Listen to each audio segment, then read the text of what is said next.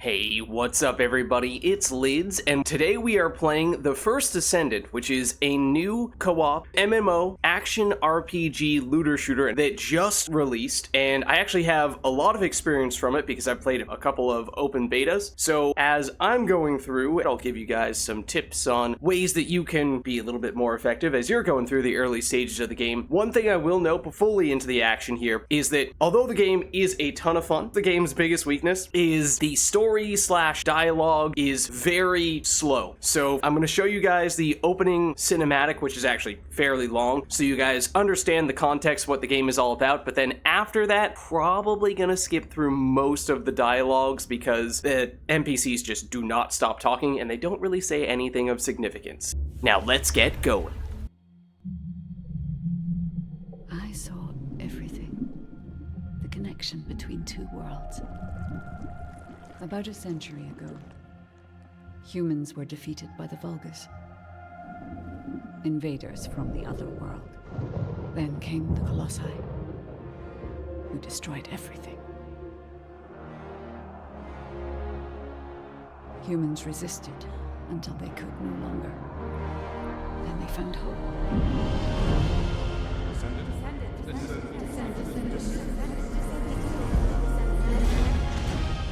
They were gifted the forgotten ancestors' power. Finally, they could fight with newfound strength. But another threat had emerged. Karel, the new leader of the Vulgis.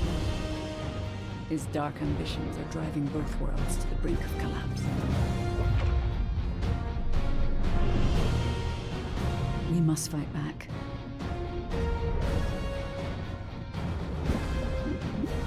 With the ancestors' power bestowed upon us.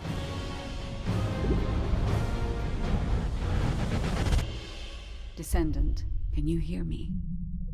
I've been waiting for you.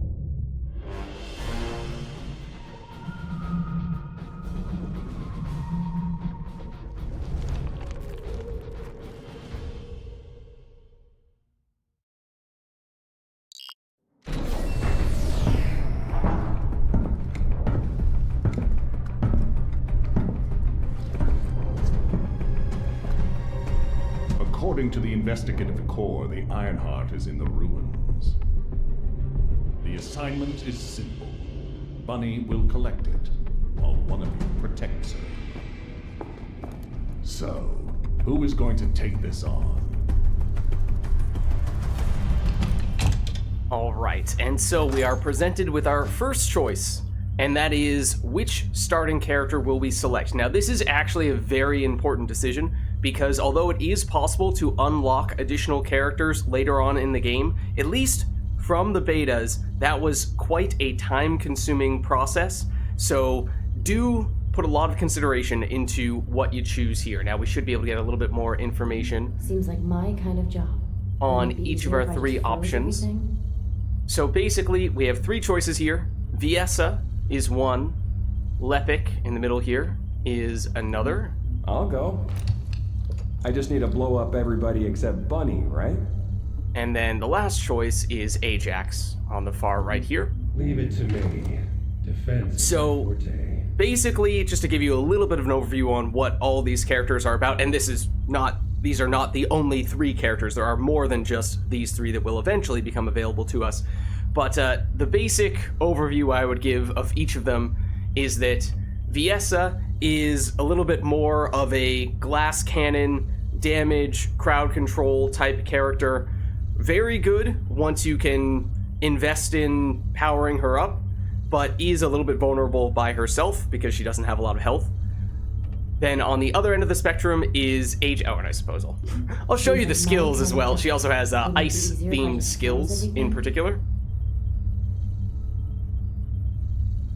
Doing those types of things that I was just describing for the most part. So I would, in general, call Viessa the higher risk, higher reward, or highest risk reward of these three starting characters here. Probably the most difficult for that reason for people who are new to the game. Although, if you are up to that challenge, then long term, I think that can definitely pay off. Then on the other end of the spectrum, as I was saying, is Ajax, who is a tank. forte. And so you can see the starting stats here are comparatively much bigger than Viesa's, and that is one of Ajax's greatest strengths, is that he can take a lot of damage without going down. So if you are going to be playing solo, this game is an MMO co-op, I should mention, so you can play with other people, either friends or random strangers.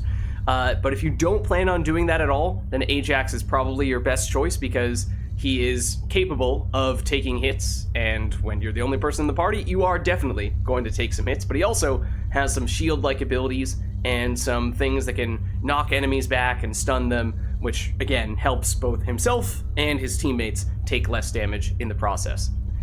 And then, middle ground, as I was saying, is Lepic, who has... I just need to blow up everybody except Bunny, right? middle-of-the-road stats, but has a little bit of everything in terms of some damage of different varieties, some crowd control with this interesting grenade. It's like a vacuum cleaner, and then this very high damage skill as well. So if you're looking for something that's a little bit of everything, then Lepic is potentially your choice. Now, I have played every character in this game before, so I am fairly experienced in that regard. I will probably look to take Viesa because seems like my kind of job. I'm willing to take that risk, even if she's a little bit weaker earlier on.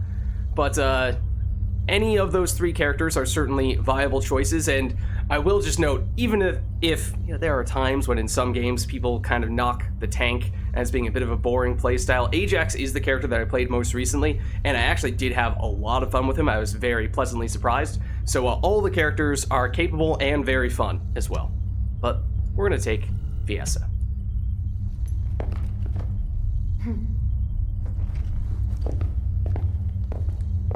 Also, I should note, for what it's worth, in all likelihood, the first character you unlock is probably going to be most similar to Viesa. First character is going to be more of a also glass cannon, clear speed type character. So if that's a tiebreaker for you, then that's worth considering. But now we're back to another big opening cutscene. This one is going to take a while.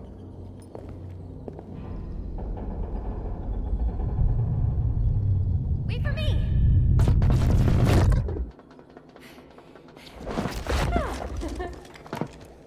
There's no ironheart on that side either. This is the last spot. Let's get this over with. The architect ruins. It took so many soldiers to find this place. Please let the ironheart be in here somewhere. I hope it is too, Bunny. I'd like to give Albion some good news. Finding the Ironheart is important, but so is retrieving it.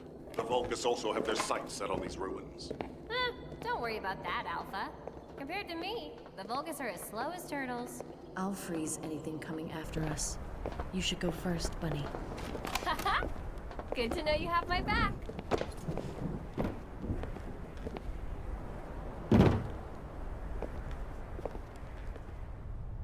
So, do you know what the heart looks like? Okay, I so guess we'll know it when we see it. right now we're going to be in a tutorial sequence for a little bit here.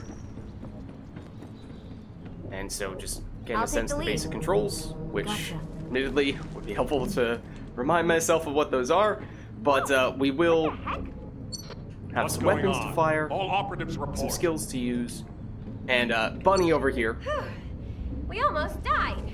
is our I'm teammate. okay, by the way. Roger that. Resume operation. So Our our path's mission been cut off. We better find a way around. Our mission at this point is basically to retrieve this major artifact that is going to Bunny, be of be critical careful. importance. I have a bad feeling about this. There are some enemies here, so we'll very high. I am playing on a controller right now, though. The sensitivity, obviously we could change it, but I'll come help. my first reaction about me. is that I should I'll switch take to care keyboard of mouse this. right now. Okay. So we'll have some enemies. As I said, it's a looter shooter, and this is just very basic at the moment, but we'll also break out some skills Glad soon. you're safe. We're I trying won't to die on you. Don't worry. retrieve this No artifact need to called the brag. Ironheart. Come on, let's keep going. It is of critical importance to us, but these guys we were just fighting, the Vulgis, are also very concerned about acquiring it because it will bring somebody great is power. all We just want that this? person to be us.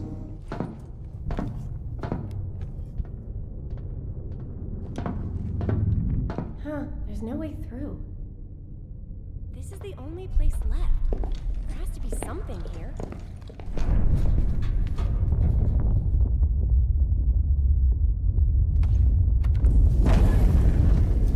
A hidden space.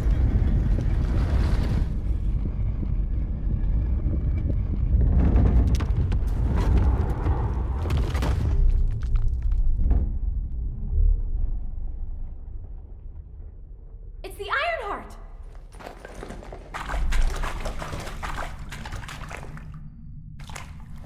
Cover me!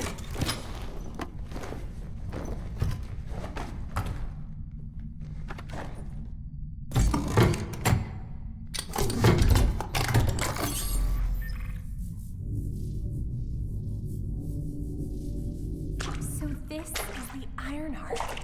We can close the dimensional wall with this, right? And when we have all three of them, we can stop the colossi and the Vulgis? How awesome is that?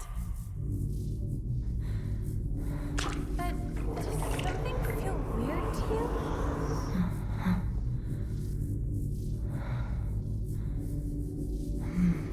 It feels like the Ironheart is somehow calling to me.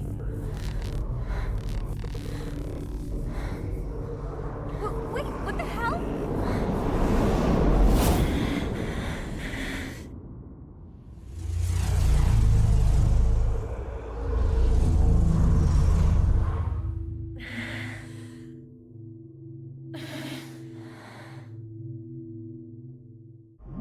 Alright, and now we are somewhere totally different. We'll practice a little more traversal, and we do have a grappling hook, which is incredibly fun to use, and also, at times, going to be critical for our traversal.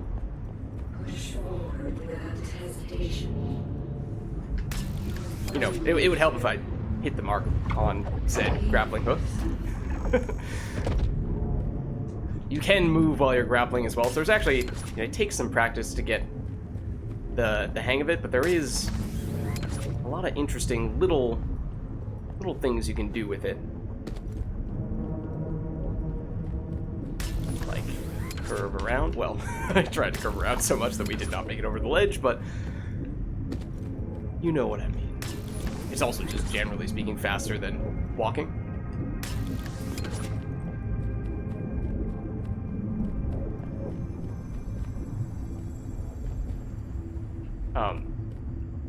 Oh, did I walk past the part we were supposed to go to? I might have done that. Did we, by accidentally falling down, accidentally skip a little checkpoint there? That might have actually been the case. Whoopsie daisy. You saw nothing! We totally didn't accidentally skip ahead now. Hopefully going backwards is not going to mess up the game. We'll see. There we go. Attempt to escape this unknown space. Oh, really? Is that so now? You don't say. It's definitely not what I was already starting to do.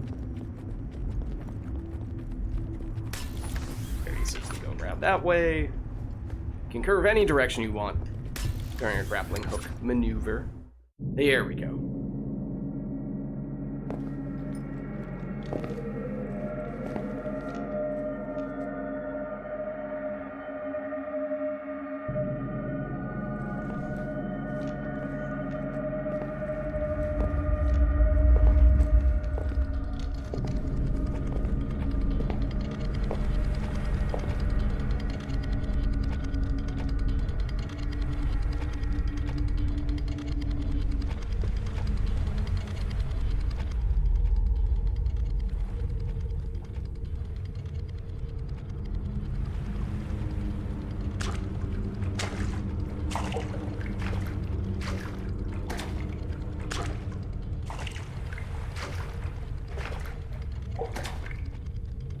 You're finally here.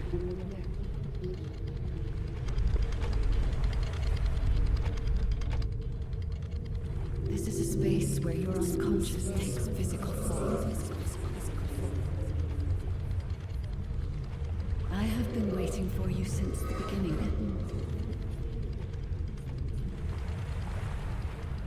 I am your guide. I was created to guide the Descendants to the Ironheart. This is the connection procedure, Descendant. Initializing process to access your consciousness. We both need the Ironheart. I can help humanity, Descendant.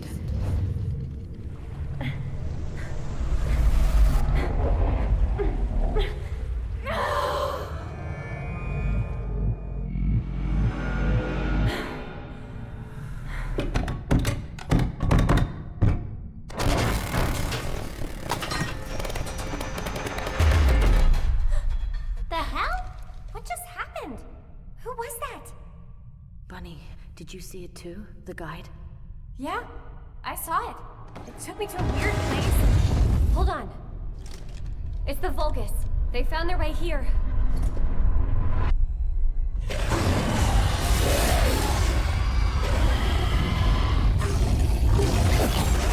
Let's get out of here. Hurry! I seriously have no idea what's going on. Target secured. I'm moving out. You need to stay alive. We have a lot to talk about. Understood. Be careful.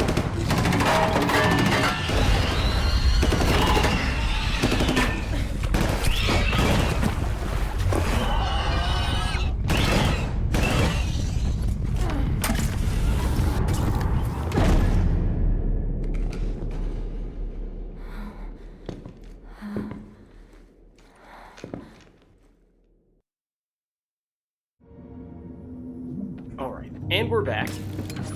We need to team back up with Bunny. And as you probably anticipated, those little basic enemies that we encountered fairly early on, they are not going to be the only enemies that we face. I have synchronized with your consciousness. Focus on the heart. It must I'm not very close be to switching captured. to keyboard mouse. That. I will do so right now. Okay. There we go, much better. Much easier to aim this way.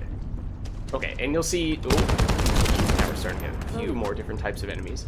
So, enemies will drop different types of things, some of which are health, ammo, and technically there are a few different types of ammo. We'll get more into those details in just a minute here. Okay, press Control to evade. Gotcha. Now I have to re-remember the controls on keyboard mouse. I legitimately thought it was Bunny or some other teammate initially. So you'll see we've been using this weapon right now. It's just a basic assault rifle of sorts, which technically has infinite ammo, which is only for the tutorial, so don't get used to that. But we also have this longer range. I think this is technically a scout rifle, which usually it uses a different type of ammo and usually would be more limited ability to reload that and recollect that. And then third weapon is a shotgun, which would be our highest damage weapon, but once again, different type of ammo and even rarer still than those other types that we were talking about before. So that's something that as we go on, as we face more enemies, get more loot to drop, we will see more weapons. We can make upgrades with the... Oh, that was a bad grapple. So we can upgrade new and stronger versions of the same type of weapon, or in some cases we'll even see different types of weapons altogether.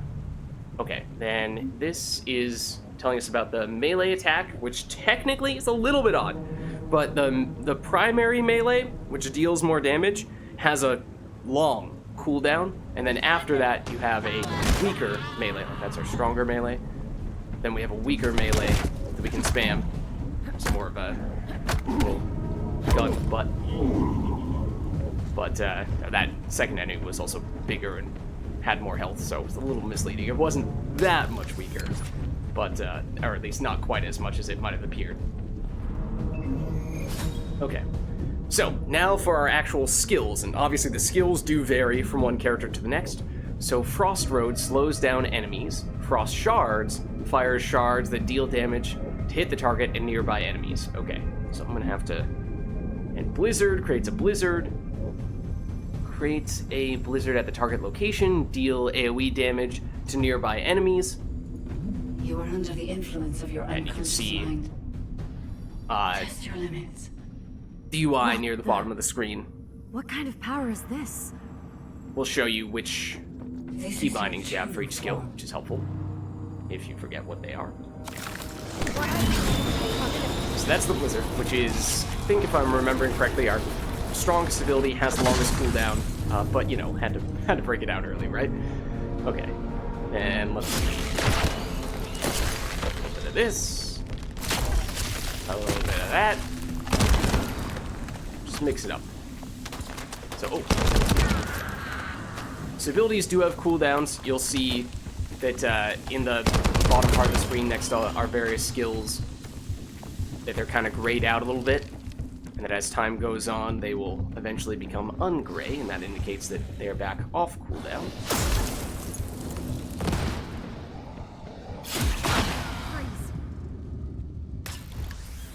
So Viessa, as I was saying, is a little bit more of a glass cannon character. Her powers are very strong, Report. Have you regrouped with Bunny? I need confirmation. but she's not No. as good in big firefights where she's taking hits. Where are you? So that's why I Bunny, was saying a little bit respond. more of a high risk, high reward character in that way. A little bit harder to get used to playing her. But has a little more long-term potential if you do upgrade those skills to do extra stuffs.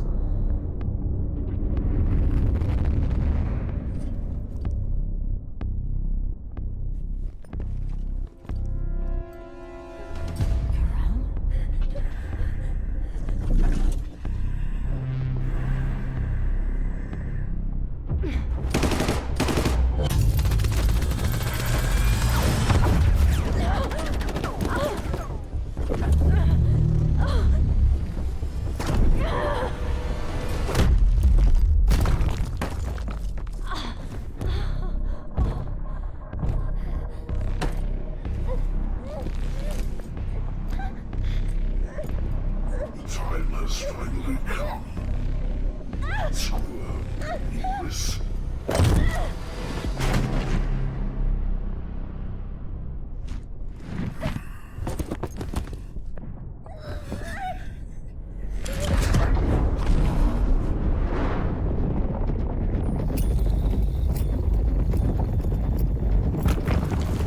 Void energy detected. Report. What is your situation?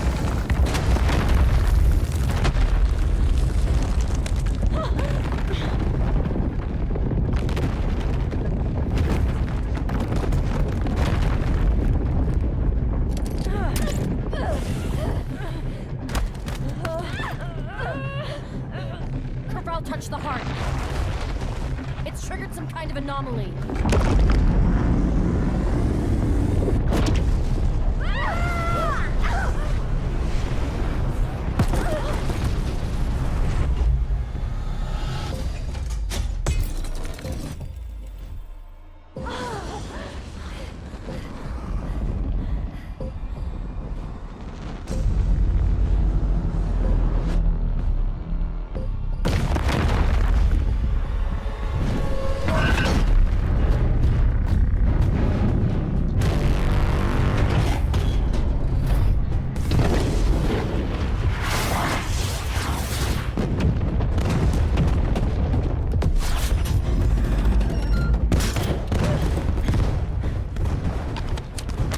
There's a grave walker. I repeat.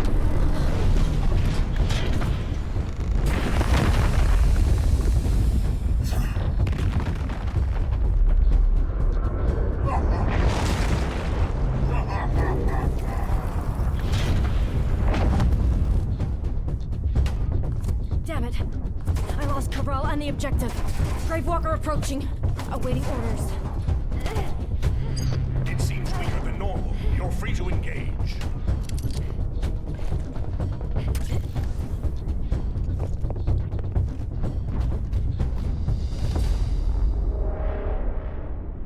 Alright, Alright, and now to finish the tutorial, we have our first boss fight. And I will say, boss fights in this game are a lot of fun. So these are, in general, the bosses are called colossi, and some colossi have body parts that you can latch onto with your grappling hook and take them out to deal bonus damage.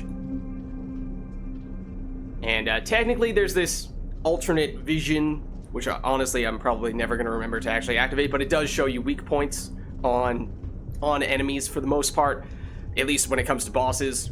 If they have big glowing lights on them, you want to shoot those. So it doesn't really require going into that alternate vision mode to realize that. It just makes it a little more obvious. And there you can see, once again, the glowy things, shoot them to do bonus damage. And then when they turn yellow, that's technically your signal for when you are allowed to use the grappling hook to latch on and do that. I mean, it's cool to jump onto humongous boss enemies like that. Shadow of the Colossus-esque in that way. But again, it's a little tricky to do that consistently, and sometimes at least you can get away with just not even bothering to do that, as is likely going to be the case here. Let's see, Colossus shakes body in resistance, compress that to hold on. Yeah, so again, when you're latched on there, you can try to hold on for a little bit longer. If you do manage to hold on, you can repeatedly mash the button to remove the body part and get that bonus value there. But for the most part, in this case, we'll see. This guy's actually going to go down fairly quickly. I'm trying to shoot him in that little eyeball in the middle, to the extent possible. Let's go! Not over yet! But he is already almost dead. Switch your weapons. See what those are like. And here's the shotgun, which is, you know, not the best from this kind of range, even if it is usually our highest damage weapon, but there you go. If you are looking at that and saying to yourself, Lids, that was an absolute cakewalk, incredibly easy to defeat that boss, that is only because this is the tutorial, and future bosses will be much harder than that. The operation failed. Damn it! I never expected Corell to show up in person after everything we've gone through to find that Ironheart. If we don't find the other two Ironhearts before he does, the dimensional wall will be in danger. Don't lose hope, HQ. We've made contact with a guide. It's going to help us. Okay, so the big baddie has stolen the big important artifact, is the major thing that has happened. Technically, there are 3 of those major artifacts. Descendant, follow my voice. But now we find ourselves in the major city, My help. the major hub. I can find the Ironheart. And so there are going to be Did you hear that voice? a lot of things that we can do here. Too, I'll buddy. let them talk through this I part. need to explain the situation to Alpha. You should go and get treated. What? Can't Alpha hear the guide's voice? I don't hear anything at all. It seems to only be linked to active descendants. Now, are there any other descendants who have had contact with the guide? Aside from Jeremy, all descendants have reported connecting with the guide. And the descendant who first made contact with the Ironheart will be arriving at HQ shortly. When it comes to the guide, we have to consider all possibilities. Make sure you familiarize yourself with everything. Hey Tempest, thanks for stopping by. Good to see you. So yes, we are now in the major town of the First Descendant. So there are lots of things we can do here, lots of people we can talk to. As I was starting to say before, and we just got a little taste for it as we were entering town there's a lot of talking and not always much substance to that talking. So even though I personally am a big story guy when it comes to games, even for me, I am, and also I've played through the beginning part of the game several times from the betas, but even for me, I am very likely going to skip through much of those early dialogues so we can get back into the action, because that is my probably biggest critique of the whole game, is that there's so much talking at times that just slows you down from getting back into the action, and that's of course what we want to focus on. So, we will, let's see, where do we want to start? Guess we'll just go with what is closest. This is our mailbox, where occasionally we'll have some things to pick up. Messages from developers will sometimes end up here. Also, some rewards from finishing major quests will pop up here as well. So let's see. In some cases, this is from participating in the previous betas and what have you. So getting little rewards from that. That's nice. Reach level 20 reward. Let's see. Hello, this is First Descendant GM. Here are your rewards for participating in one of those betas in September of last year. And for that, got a little bit of loots. And then similarly here. So just little stuff like that. Now, in that case, that was specifically because I had done a beta from a while back. Exactly. It's very verbose. It is very verbose. That is what I would say is my big critique about the game, which the good thing about it is it's avoidable. You know, you do have the option of skipping most, if not all, dialogues. So at least there's a workaround. Now, it does mean that we're potentially going to end up missing out on a fair bit of the story-related stuff, but honestly, all you need to know is that the big baddies stole an important artifact. Technically, there are 3 of them, but we've only seen 1 thus far. We want to get it back because this city that we are currently in has this thing called the interdimensional wall, which is basically what protects us from having all the monsters come swarming in here and attacking everyone. And so we want to have the artifacts so we can make that wall stronger and prevent those enemies from getting in here. And on the other side, they want that artifact so that they can destroy the wall and get in here and wipe everyone out. That's basically all you need to know. Everything else is just people talking a lot about which group of enemies we want to fight next. And I guess one other thing is that we have this guide is the mysterious AI-like being that we encountered in that tutorial that has some sort of affiliation with the Ironheart, that artifact that we were recovering, and then people have referred to Alpha on a few occasions. That's the guy we've heard talking to us a little bit, sort of a deeper voice. He's our boss, but he's perhaps the most guilty of being really verbose, so he is probably the person who we will skip the dialogue from most often. Right, and in many ways, I think a lot of people have compared this game to Destiny and, what's the other one that, I'm blanking out on the name of it. It's gonna come to me in a few minutes, but, admittedly, I haven't played Destiny, or, what is the name of the other one? I'm so tempted to just open up Steam and see if I can, not Anthem, no. Warframe, that's what it is. A lot of people compare this to Warframe. I've not played Warframe myself, but if you're looking for a comparison in terms of what to expect, those are the 2 games that I think get referenced most often. No matter what. Okay, so this is the guide. We don't really know what the deal is with the guide, and that leads to some suspicion about how much we can trust her. I'm telling you this now, it's a minor spoiler, but I'm telling you this mostly so that we can skip 5 minutes of dialogue. To those descendants who have connected to me. Which I think, going to do right now. A system that can find the Ironheart. What is it exactly? Alpha, it looks like the guide is speaking to another descendant nearby. I've uploaded the details of the conversation to the command console. Based on this, the guide seems to be more AI than spiritual being. Okay, yep. Any descendant who's been contacted by the guide, please report to HQ immediately. Okay, there are also... Nell, as a non-descendant... Right, I'm just going to talk over Alpha, I'm telling you right now. Not only am I going to skip him, I'm going to talk over him a lot. Sufficient strategic value to be of interest. There are also these little arcane echoes that... This is a relatively recent addition, and I've only ever seen this one, I think. It's more dialogue with no real substance to it, so skip them, is my recommendation to you. And it has no direct relevance to the major plot points. It's just purely flavor text and lore. Okay, so this is Alpha, the other guy who's been chatting with us, who I said, is technically our boss. We're gonna skip almost every conversation with him. Got a question about the operation? Okay, so served as a descendant for 40 years, as the current Supreme Commander of Albion. He's basically the primary military leader of the city. He now issues combat orders to other descendants. I didn't expect you to be speaking to the guide. And I will be Buddy, skipping this you'll need to conversation. equip a new suit before you leave. I've already notified the Ordnance Department. The new suit. It won't be taken out of my pay, right? It will be deducted from your pay, naturally.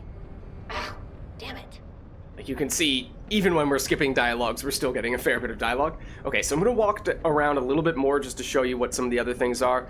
There will be probably more interaction we'll have with some of these systems as time goes on, because not everything is immediately relevant to us, so I might skip through a few things that will be relevant, but I don't think we need to talk about it just yet. We'll just go this way a little bit. So down there, that's where our boss is. If we keep on going this way, there are a few shops, so we don't yet have many things to buy and sell, but just so that you know that they exist, as you probably expected would be the case. This guy is the general shopkeeper. So what do you need? Buying and selling equipment, although, as you can see, we quite literally have nothing in our inventory right now, because we just got out of the tutorial and we didn't get any items from the tutorial. There's, so he's mostly, like, weapons and armor type stuff.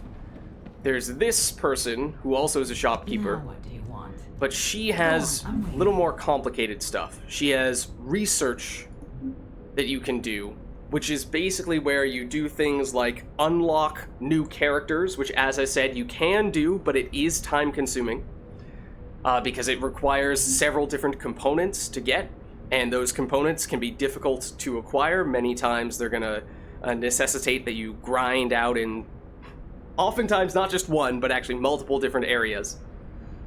And then also a few maximum rarity weapons, a few crafting facilitation resources as well.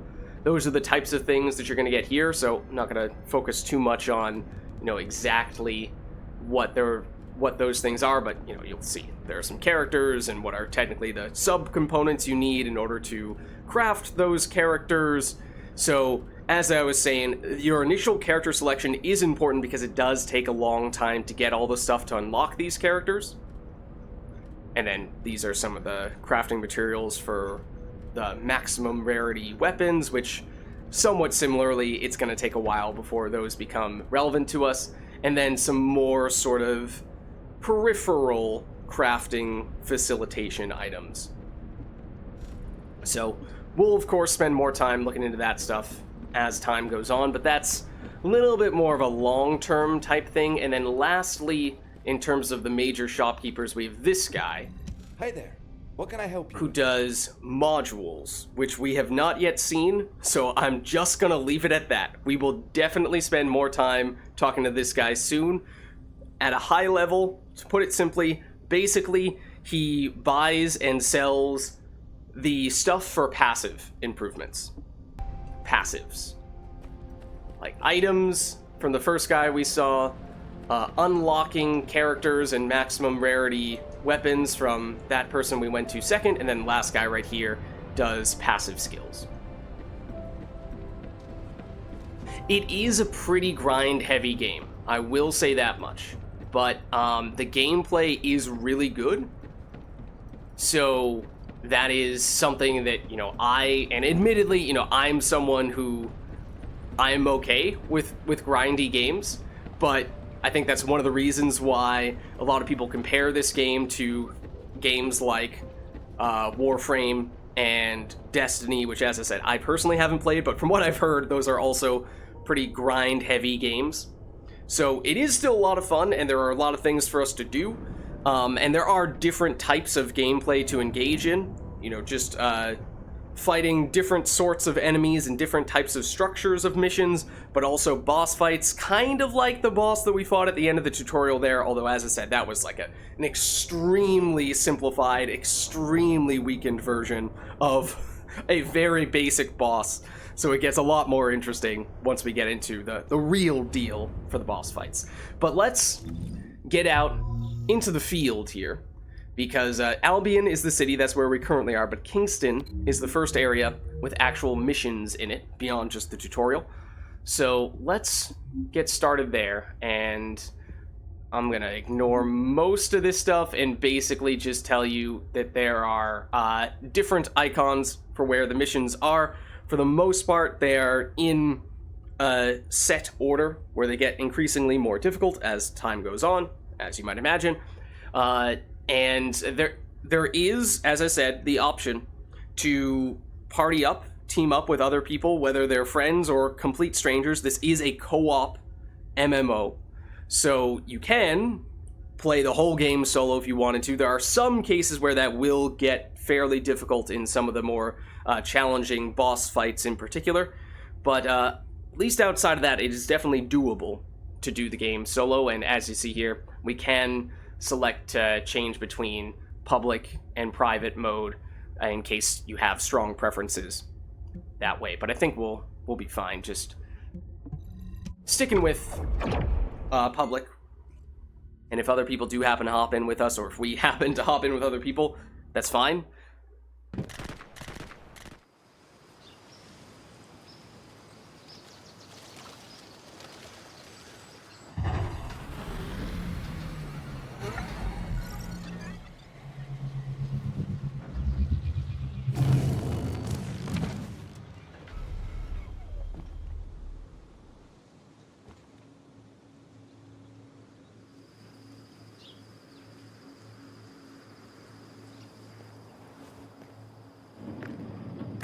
Welcome, Descendant. Please, do not be alarmed. My appearance has been configured to facilitate communication. I am linked to the Arcade of Descendants.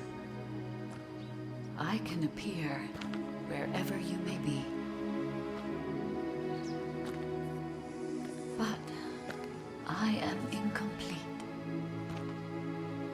At present, only you, Descendant, can see or hear me. I need you to help me fully restore my system. Only then can I help humanity. Ah, there you are.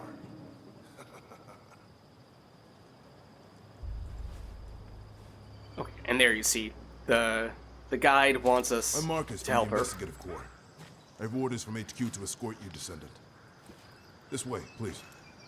This guy is going to be the dude who tells us what to do out in the field here. And we are definitely going to skip the dialogue with him, because this is exactly the type of dialogue that I was talking about before.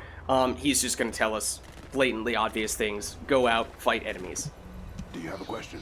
And that's pretty much it. Thank you for all your hard work during the We are operation. going to skip this conversation. And we are going to get started by these little icons here. These little, I don't know what you want to call these things, these floating little drone-like spots are the the starting points of missions. Now, at the very beginning, we're only going to be allowed to do this one because this is the first mission. As time goes on, more of these will be available. As I said, they'll become more difficult, and you can repeat missions if you would like. As you see here, it gives us an estimate for how long it takes to complete the mission, which is convenient. It tells us the level of the monsters, so that's the primary thing that determines the difficulty. Then it tells you the rewards as well, and it's some experience, some that gold circle there is the primary source of monies. The far right icon is a different type of experience that we'll talk more about later on, and then below that you'll actually see the items that we receive as well. Now you can repeat missions, as I said. You will get the experience, money, and loot directly from enemy drops. You, however, will not get the main reward from completing the mission again. So, you can only get that stuff one time. So, there's something to be said for doing missions multiple times, farming up a little bit more, but it's not like you're going to get huge benefits from doing so. Destroy their cults. So as I said, for the most part, at least certainly early on, Like a simple raid. They seem to be after this place. it's going to be a lot of just fairly straightforward, take out the enemies as they show up type stuff, and many of the enemies will be on the fairly basic side. And as I was alluding to before, that was actually something I would have liked to have talked about, but there are different types of drops, some of which are health, some of which are ammo. And there are technically different types of ammo for the different types of weapons, as we were seeing in the tutorial. Or as I mentioned in the tutorial. Deploy the assault ship. Eliminate the Descendant. We had infinite ammo in the tutorial. That is no longer the case here. So you'll see in the bottom right corner just how much ammo we have for each weapon, and the color of the bullets is the signifier of what type of ammo that weapon is using. So like our assault rifle that we're using right now, that white ammo is the basic ammo. It's the most common. It's fairly easy to get that. Unlikely that you'll run out of that ammo, or at least it'll take a while before you do. The green ammo is a little bit rarer. The purple ammo, rarer still. So that is one of the ways in which you can't just constantly use your more powerful weapons. So those are some of the drops, are those different types of ammo. There are also various types of weapon upgrades, new guns, and other pieces of gear that we can get as well. We're supposed to go down here. There is not fall damage, in case you're wondering. One other little thing the game doesn't really tell you, but in the tutorial it gives you access to all of your abilities. That is not the case when you first start out post-tutorial. All networks within Kingston are currently down. The emergency communicator has also been taken out. Okay, so that was the end of the first mission. Very quick. We must reactivate the communication repeater. And we leveled up from that. Communicator before it's too late. We got some guaranteed loot from it. Actually, this is a good example of what I was talking about before. This is, right here, this icon is an indication of... Oh, that's actually a crafting material. But some enemies will drop weapons and what have you, so we open up our inventory now. Probably won't go into every last detail because there's a lot of stuff in the inventory, but just to talk a little bit about it, there are the 3 weapons here that I was referring to. Basic assault rifle, scout rifle, which is basically like a slower firing assault rifle that has a scope on it, so it's better at long range, and then the shotgun, which has the highest damage of these 3, but is, as you can imagine, more of a close range weapon. So we can swap these things out depending on if we have new weapons here, and we do. So we have Ominous Hound right now. We can, as our main assault rifle, we have another Ominous Hound at level 1, so it's functionally the same right now, so that's not a huge deal.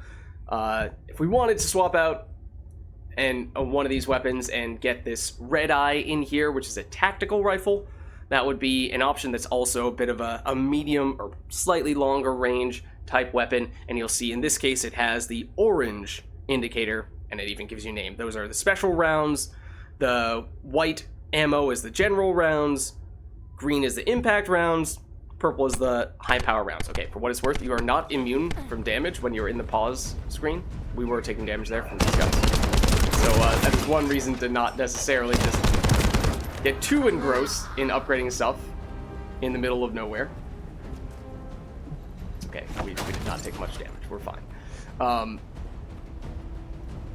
So yeah, most of the stuff that we have right now is still very basic and is not necessarily even an upgrade, so don't need to worry too much about that, but that is something that will eventually have the option to improve. And then these are more of the passive, or I guess you'd call them more armor-related upgrades, and once we get some of those, I'll talk more about the specifics there, but it's a little preemptive at this stage. So let's jump into the next mission. In order to reach the communications repeater, what I was starting to say was that the tutorial gives you immediate access to all of your skills. That is actually not going to be the case in the very beginning of the campaign. You unlock your abilities. You start off with the very first one. What's going on? But you will unlock more abilities and more powerful versions of the same abilities as you level up, just based on what level your character is. How are we going to communicate? You guys can't use the AC. We can manage short-distance communications, but not long-distance. We need the emergency communicator back online. Oh, okay. So that's why HQ has been so quiet. I'll check on the other outposts. Where am I going? Again, more just sort of chitter-chatter that doesn't really tell us anything that we need to know. You just go to the green icon that tells us where we're supposed to go, and that is basically it. For what it's worth, we did actually end up joining up with someone else, or someone else ended up joining with us. because we do have our lobby settings set for public. So didn't even make a conscious effort of doing that, but as you can see, it is, oh, whoa, okay. It is that easy to hop in with other people. I think I did, when I was first playing in the beta, did not have those types of issues with the game kind of freezing up there, but I think that might have happened in the second go-round that I was doing. Yeah, so this is co-op, so this other person, Lifeline, is a teammate of ours, functionally. Sometimes little boxes like that will carry a little bit of crafting resources like this. All gates Don't have need been to be locked. too worried about those. And it looks like we've lost all our soldiers. This is another kind. Focus Requires bastards. that you open it slightly I'll differently, try to though. go around. I'll leave you to it. We'll join you once the communications repeater has been reactivated. Okay. So yeah, right now, our only skill that we're allowed to use is that one. We're still just That stopped the gunfire. a low level. You should be able to enter the communications Okay. relay base. This little pop-up here is telling us about what are the passive skills, and now weapon modules, which are the upgrades for weapons as well. We didn't have any at the beginning, or if we did, it was very few that we had, so I didn't chat about them just yet. Once we get a little more gear, I think it makes more sense then to talk about some of the details, rather than just talking in the abstract. We can Find the actually communications talk about repeater in this building. how to apply that stuff and apply it. We can use the last of the remaining communicators. So going straight into this next mission. Let's see, this one supposed to go, well, not technically up here, but technically we're supposed to go on this staircase. There we go. Now we go up here. We took a shortcut. I'm sorry. Okay, so now we need to protect this thing Vulgis forces have managed from to waves of move enemies. far in. So this is where, Protect the yes, repeater we're until still it's fully fighting reactivated. enemies, but the system is a little different. The structure is a little different. And so that you'll see the life bar at the top of the screen is the life bar of the object right behind us that we're trying to protect. The white bar is like a shields bar that technically can regenerate if it doesn't take damage for a while. The blue bar, any damage that it takes to that is permanent. Okay, and that guy had a little icon over his head and had a sound effect when he spawned in, is more powerful, or at least deals a huge chunk of damage if he does hit the, where are these guys coming from? There is the answer. Maybe we, do some, that.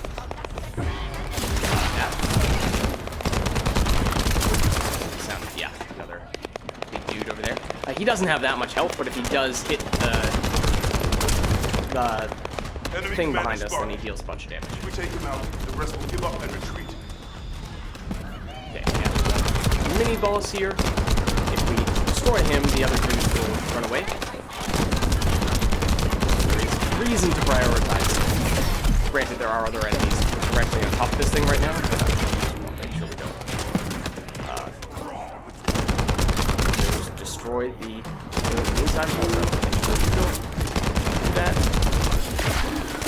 You are the dude. Technically, we have to prioritize him pretty much. Now, this is where, as I was starting to say before, we are a little on the weak side.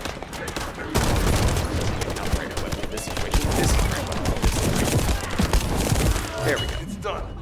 Break out the shotgun. More damage, close range. Now, let's hope the last emergency communicator is still intact. Get a little bit of loot out of this stuff. Purple ammo. It's the drop that you just saw there, which I did use because the shotgun uses that, and it is a little bit rarer. Loot box. Okay, and now we're done with this mission. Now we can have this. So, just for an example, this was the one to start the mission that we just completed. I'm pretty sure. That's the one that we just did.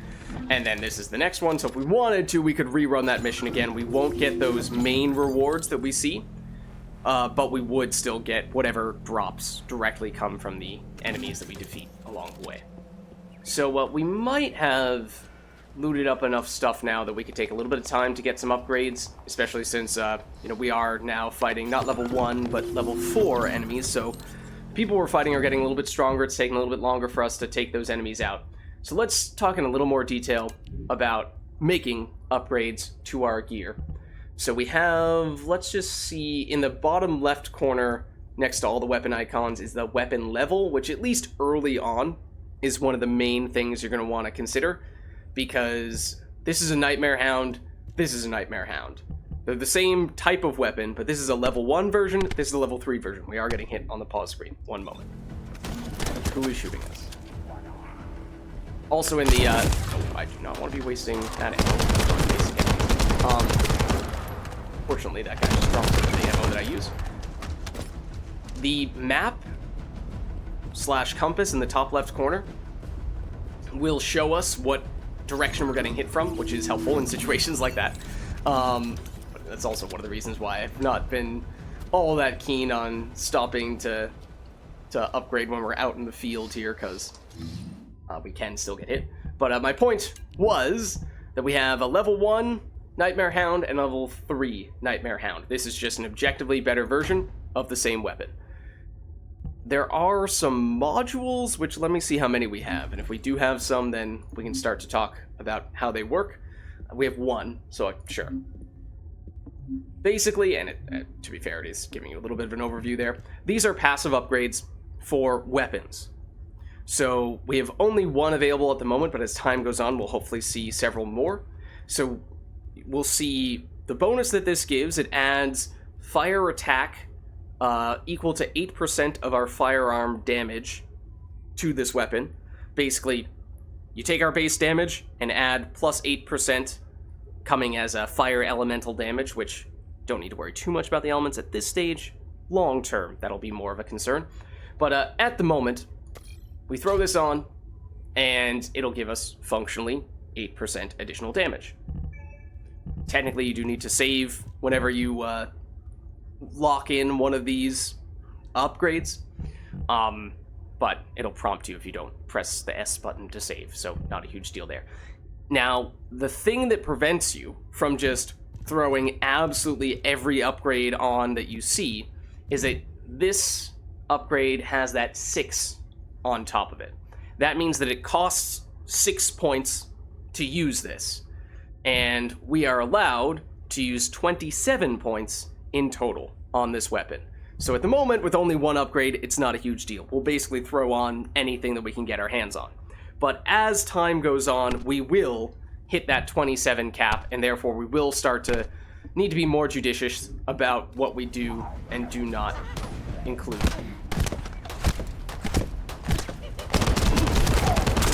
on our weapon upgrades. And there will be ways to upgrade those going forward as well, but don't want to get too far ahead of ourselves. So that is how the weapon passive upgrades work. They are specific to the weapon that you apply them to. So technically we only applied them to, I don't even remember which one it was. Okay, I'm gonna start up this mission because there are enemies spawning right in front of us. You have to hurry. And I was kind of half expecting that, not mean to use that one. I was kind of half expecting that we were gonna end up joining somebody else who was in the middle of the mission. And say, well, we might as well at that point. So the weapon that we swapped out was our long-range weapon, not our basic assault rifle. So the basic assault rifle is still functioning at just about its starting capacity, starting damage.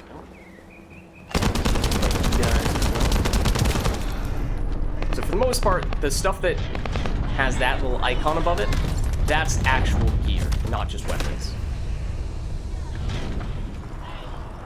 Now we're supposed to go this way.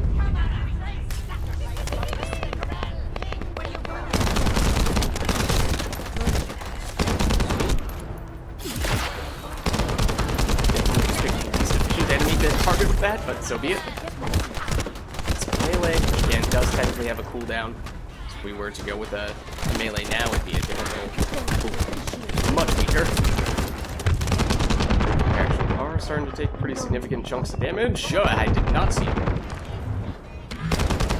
Which Again, different characters technically do have different base stats, and they actually do differ somewhat significantly.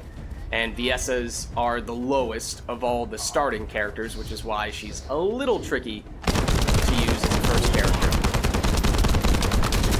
I'm loading. And it's also partially that we've not really done much to upgrade our character just yet. More just little crafting loot. So early on, you know, it's not going to make that much of a difference, the new gear that we acquire, because, you know, it's just going to be one level higher. So don't need to be super picky about it. We're pretty much just going to, as I said before with some of the other things, throw on whatever we get, whether it's a weapon upgrade, you know, a module, which, yeah, that is the thing that I was alluding to before with the third shopkeeper, if you remember, we were looking at in town. I'm loading. That's what he does.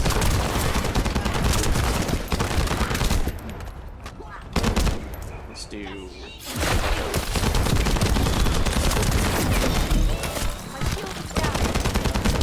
So, much like the objective that we are protecting in one of the previous missions, we also have a health bar and a shields bar. The shields bar is that white one that is currently going up, because if we take damage, if we take damage, that will go down first, and after not taking damage for a little while, it will start to recover like it just did.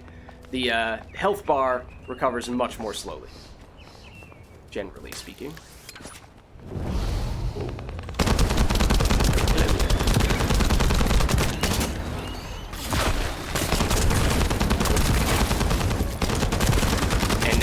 We have leveled up on a few occasions, which does increase those base stats, health and what have you, and defense. There is technically a different type of level as well that we'll see in a little bit. But the base stat upgrades from those levels are certainly useful, especially on Viessa, just so that you are not constantly dying.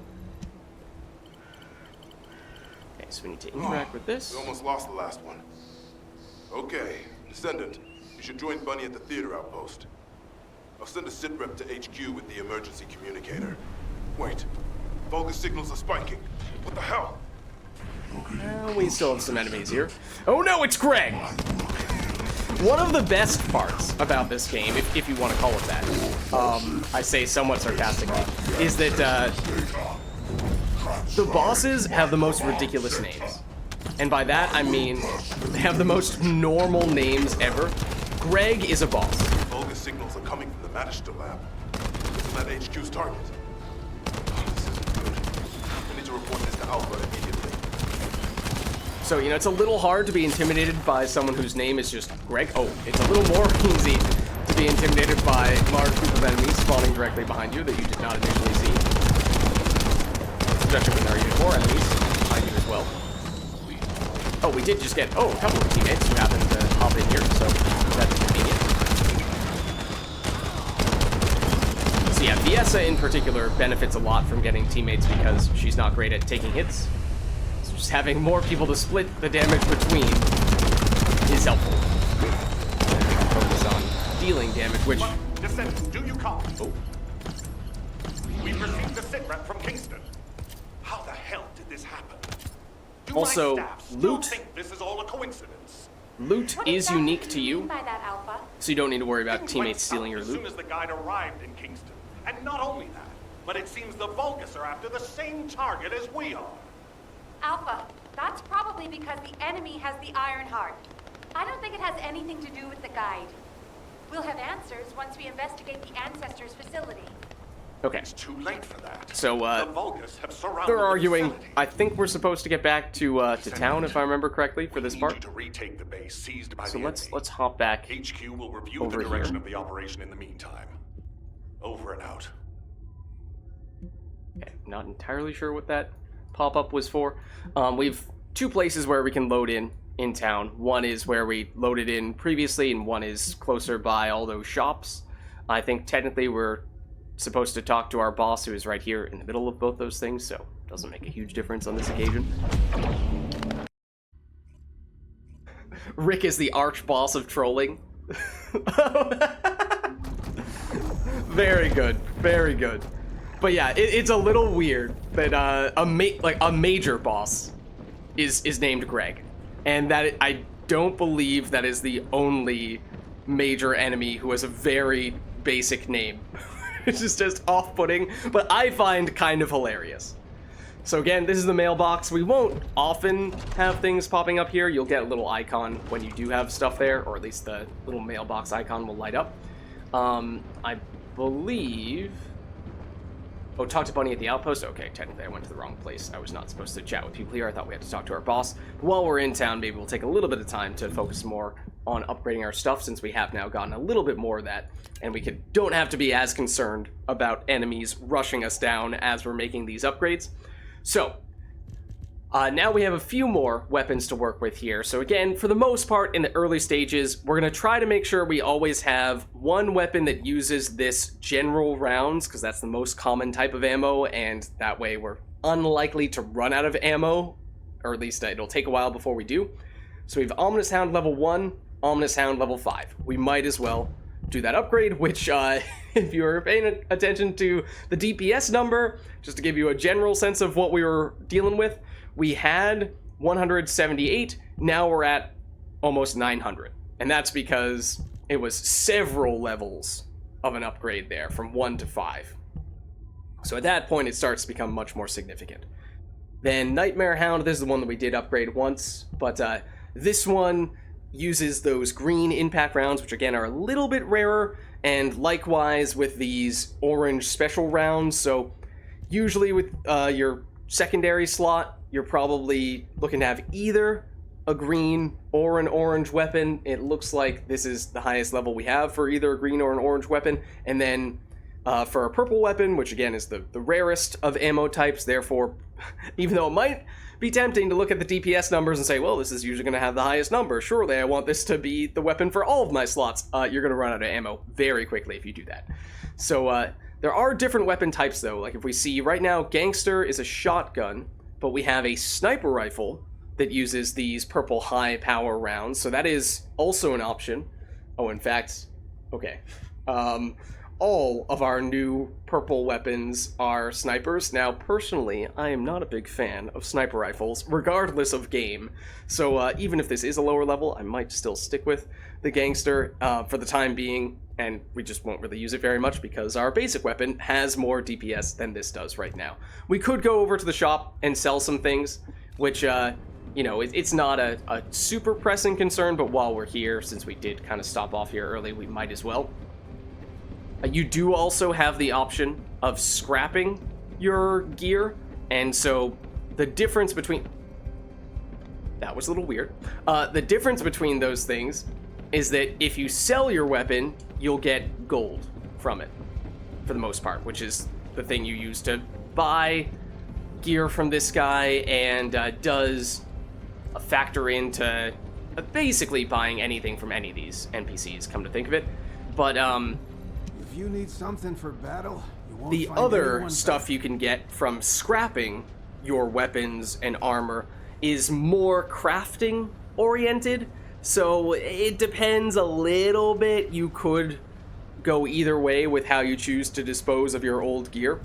But certainly, at least at the early stages, don't need to be too worried about that. So what I am going to do is, I'll tell you what, before we actually do that, I'm going to look more at our armor, because we do now have more stuff to upgrade there.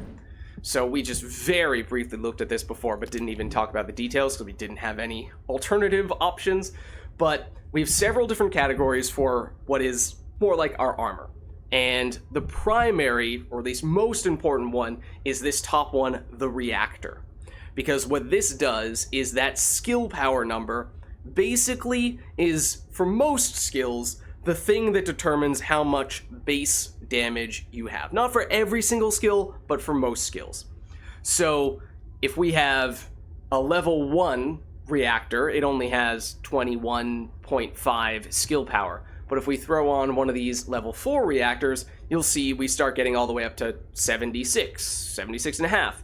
So, and sub power, or sub attack power, that's our melee, the version that we get when we are not waiting for the cooldown. So, that's also something that is affected by this reactor. So there are other bonus stats that go on the reactor, or more like bonus multipliers, usually, where basically it will give you that skill power number at the top, which is the most important thing, but then down below you see the skill boost power, or boost ratio. That basically is just a little bonus multiplier you get depending on, in some cases, either what type of skill you're talking about, or in other cases, what types of weapons you have equipped. So certainly once you get close to endgame, that starts to become relevant, min-maxing that stuff. Early on, the biggest difference we're going to see is just putting on a higher level version of the reactor. So I would recommend in the early stages, don't get all caught up in trying to get the perfect mixture of these bonus ratio things, and just go for whatever the highest level version is that has the highest skill power, because we just went from 21 to almost 100 skill power, which again, because that affects the base power of almost all of our skills, that is a big deal. Then we have a few other armor upgrades here. These are much more minor. They're going to give us little stat boosts. In this case, it's plus 11 max HP, but you'll see other things like shields, shield recovery, health recovery. In some cases, you'll get slight bonuses to collecting resources. So it's a little bit up to your personal preference, and as you get higher rarity and higher level versions of these things, you'll start to see a little more nuance with what types of bonuses you receive. But once again, early on, for the most part, just throw on stuff, especially if you don't have anything at all in these spots at the moment, which is the case for us at the moment. That's not what I meant to do. Ignore the fact that I accidentally clicked on the wrong button and opened up a new screen. That is, we will want to talk about later. Back to the inventory for a second. So yeah, for the most part, we're just going to throw on anything we can get here, and once we get a higher level version, we'll throw that on. We can talk about that screen we were just on, although I'm not even sure that that is the most relevant thing for us right now. I think the next thing that probably makes sense for us to discuss is our character's passives. So we've already talked about weapon, the passive bonuses for the weapon, our armor, now passive bonuses for our character. So this will look, from a UI standpoint, very similar to how the upgrades for the weapons work. And it is still very similar functionally as well. It's just that these are, for the most part, not going to be weapon damage upgrades. They're going to be more so skill damage upgrades or other skill modifiers, or modifiers to our stats. And once again, as time goes on, we'll start to see higher rarity things that have a little more nuance to them. But for the moment, we have something like this Technician, which gives us plus 13% skill power, which, since we don't have anything equipped right now, we might as well do. And then we also have plus 22% max HP from the increased HP option, so we might as well throw that on as well.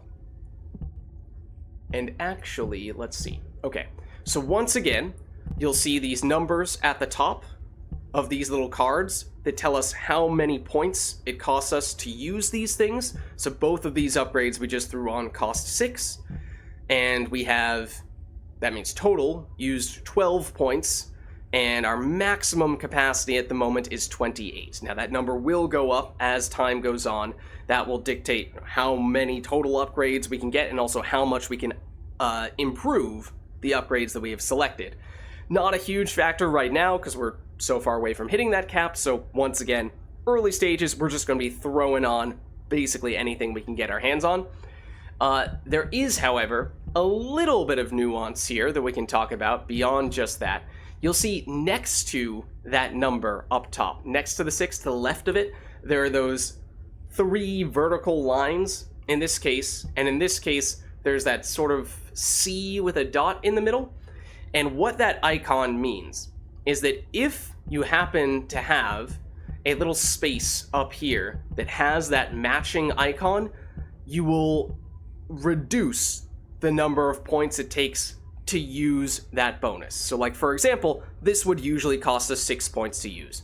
However, since this has the little C with a dot in the middle, and this is an icon that has a C with a dot in the middle, if we put this here, we get a discount. Rather than costing us 6 points, now it only costs 3. So again, short term, not a huge deal, but long term, that is going to start to make a difference, allowing us to upgrade these even further and just throw on more in total. So when you can, you want to do that, and if you have an icon that does not match, you get a penalty. So rather than costing 6 points, as it does in this neutral space that has no icon on it at all, if you put it in the wrong space, it's 8. So the icons that each individual character has actually differs from one character to the next, and so that means that the types of upgrades each character is best at prioritizing does differ a little bit. Once again, we want to hit the save button here, S, and then that locks in these changes that we've made. Otherwise, if you try to leave this screen, it will just prompt you to save if you want to make those changes. This is also a page where we can see, well, what the total value of those upgrades is, which is very straightforward at this stage, but we can also take a closer look at our skills. So this was the first one that we unlocked, and the first one that we were using, at least outside of the tutorial, and so we can learn more about them, and this is important for when you're trying to build your character long-term and prioritize setting up a specific skill or two. This will be a great way for you to figure out, okay, what is my cooldown for this type of ability versus what is the duration of this ability, how much damage is it dealing, all that type of stuff, which won't focus on too much at this stage, but again, as time goes on, we'll pay a little bit of a closer look to that stuff. Okay, why don't we leave it at that in terms of the gearing stuff for now. So as I said, it's not critically important that we min-max at this early stage. I think we have basically made all of the upgrades that we are looking to make. So everything else that we have here we can probably get rid of. There are some hotkeys here. We can designate all as scraps. That's why we got that little trash icon. And then once we've done that, we can remove all as junk, I think is what we're looking for here. Oh no, that undoes exactly what I just did. So you designate the scraps, and then here it is. You sell junk, C. And then we get 1,100 or 1,774 gold from that, which, relatively speaking, is not that much.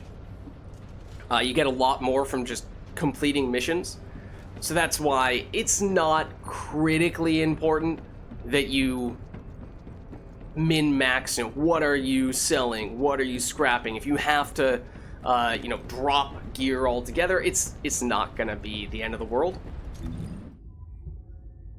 But obviously, when we can do that stuff, it's good. So we technically are supposed to circle back here to chat with Bunny. Okay, so this area, let me just go back to take one step back. So Albion is the city. Kingston is the first area where there are actually enemies. However, there are subsections within Kingston, so we were just in the destruction, and we basically cleared out all of the missions here. But you'll see there are these other sectors, and so now after finishing all these, we can now go into this sector, and these green circles are the places where we can teleport, fast travel. So we'll go here, and we're supposed to chat with Bunny, who is the person we had that tutorial mission with. No worries, Tempest. Thanks for stopping by. Good to see you. Okay, so let's find Bunny. Okay. So this is also, for what it's worth, a relatively new addition. Back in the betas, it was, for the most part, just a whole bunch of chatting with Alpha and the guide, and occasionally the other sort of basic NPCs in these areas, and that contributed toward all the dialogue getting rather old fairly quickly, especially given how much dialogue there was. So then, once they released the full game, or once they did the most recent beta, just before releasing the game, they added in more dialogue, which was a good thing and a bad thing. It was good because they added NPCs that did not previously have dialogue, namely characters like Bunny here, who we might be seeing a little bit more of later on, but it is still more dialogue, and that is something that the game, I would argue, already has too much of in the first place. I thought I heard something. Okay, so Bunny, we'll read the basic description of Bunny just so we have a sense of who we're talking to here, but a descendant notorious for being the troublemaker of Albion due to her unique arcane ability. Arcane is just like the term used to describe almost every type of magic. To generate electricity through her physical movements, she's also considered to be a walking power generator. There's a rumor that she's the fastest runner in all of Albion. This doesn't feel good. It seems like Alpha doesn't trust the guide at all. The arcade from the guide felt familiar. That makes me think she's on our side. Oh, what if Alpha can't link to the guide because of Arcade? He doesn't use his Arcade abilities much these days. Who knows? Let's focus on the operation for now. I'll go scout every nook and cranny in Kingston. And I'll look for that annoying enemy commander as well. I'll leave the Vulgis siege to you. They're starting to spread out like they own the place. Alright, catch you later. Don't push yourself too hard. Okay, so if there was, and there she goes. She is lightning fast.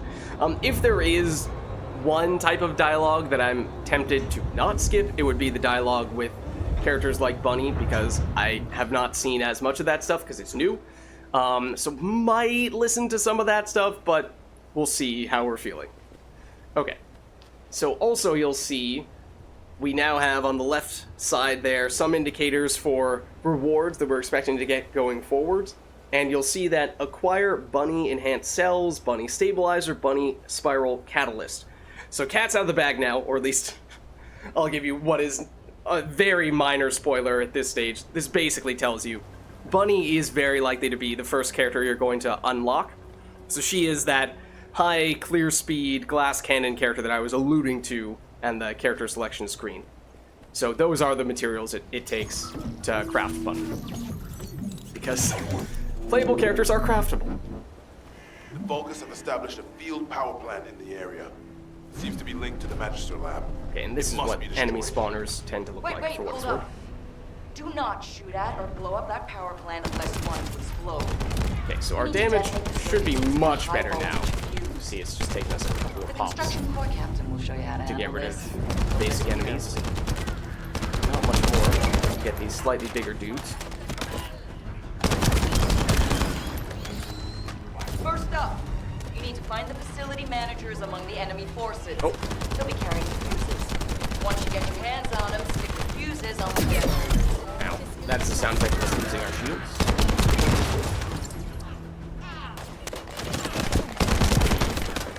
Shield is down. So this is a slightly different type of mission. It would help if I could pick this up. Oh, I have to pull it up. That's why. That might help.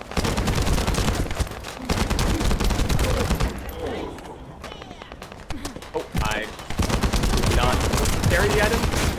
Oh, I might not be able to shoot with it. That might be a thing.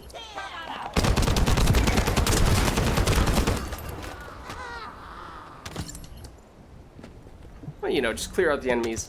And then, okay, so now we go to any of these three spots here. I think A is probably the closest. Go for that.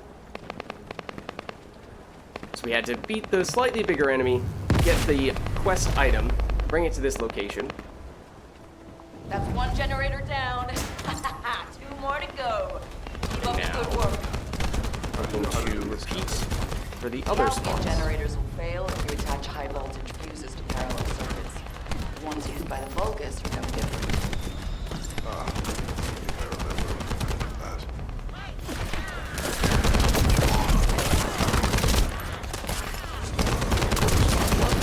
Stronger there. Okay, so there you see Cold Snap is one of our skills that we technically did have access to in the tutorial, but then we lost access to it once we actually started the full game.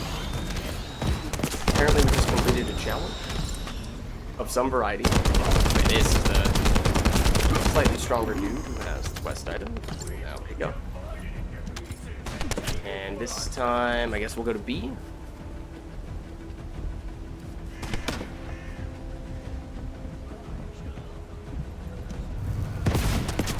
Blown this thing up. I think we were standing right next to it last time, so it actually doesn't matter where you're standing.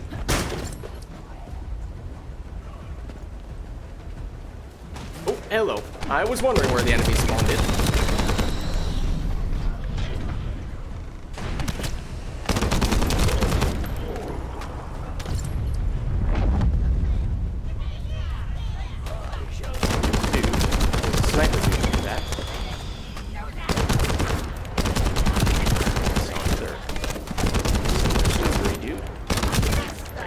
Oh no, maybe not. Hold on. Just press a few buttons here. Yeah, technically, that's a somewhat new thing that I think is independent from the mission that we are doing.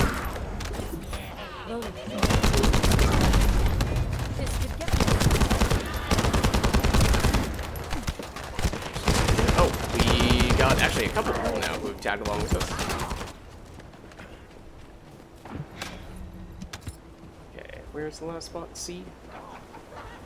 Can we do this while we still have the item? We can, okay. Don't mind me. We still use grappling hook? We can. That was the final generator. Okay. Ha! I bet they weren't expecting us to use the fuses like that. Descendant, powerful reinforcements have arrived. It's okay if I don't remind you what to do again, yeah? That's all that counts. Oh, okay, so that's a little mini boss.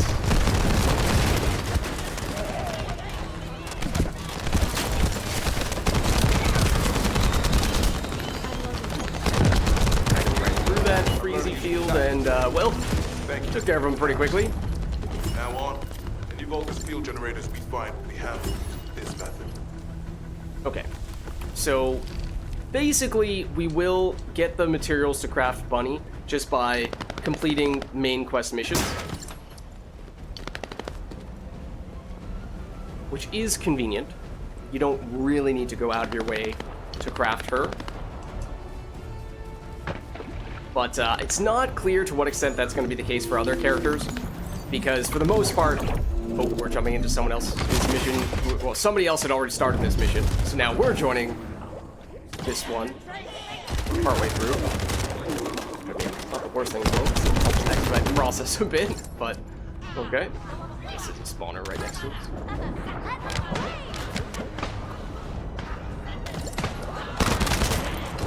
This person is playing a character who we've not yet seen, Valvi, who creates these water-like effects on the ground that deal damage over time. We're receiving sightings of a powerful Vulgis unit. But yeah, it's unclear to what extent characters beyond just Bunny are going to be craftable purely from quest rewards, because for the most part, the betas and, yeah, the betas all ended the campaign prematurely. And so maybe the later quests will give you those types of quest rewards, but that's just unknown Alpha has at this stage. authorized access to the Ancestors facility. If you can call that authorization. It's not your concern. We've exchanged some harsh words, but I will handle it. I decided to go ahead. I had no choice. Okay, I'm assuming this is going to be the next one. But I do not want This person to just wait for initiated my it, so I'm opportunity to work assuming we can tag along with them as well. If our results in the Ancestors facility are positive, Alpha Yeah, will change okay, his that mind. has already thrown us in Which is this why quest I'm with them. giving your Oh no, this is the one we case just a completed. No, we do not need to do that. Okay, ignore that. Let's check. Oh, okay. That's actually... Just quickly look at this. Okay. This is the next one. This is actually a more significant mission. Let's give it a First look. up, you need to find the facility managers among the enemy forces. They'll be carrying fuses. Once you get your hands on it, Yeah, see that. That fuses person's on trying to finish the one that we generators. just did. I mean, technically we got a level from them fighting stuff, so that was helpful. Thank you. Also not convinced that we just went in the correct direction. Let's see. Oh no, this is the correct direction. Okay. Besides the fact that these enemies have snuck up on us.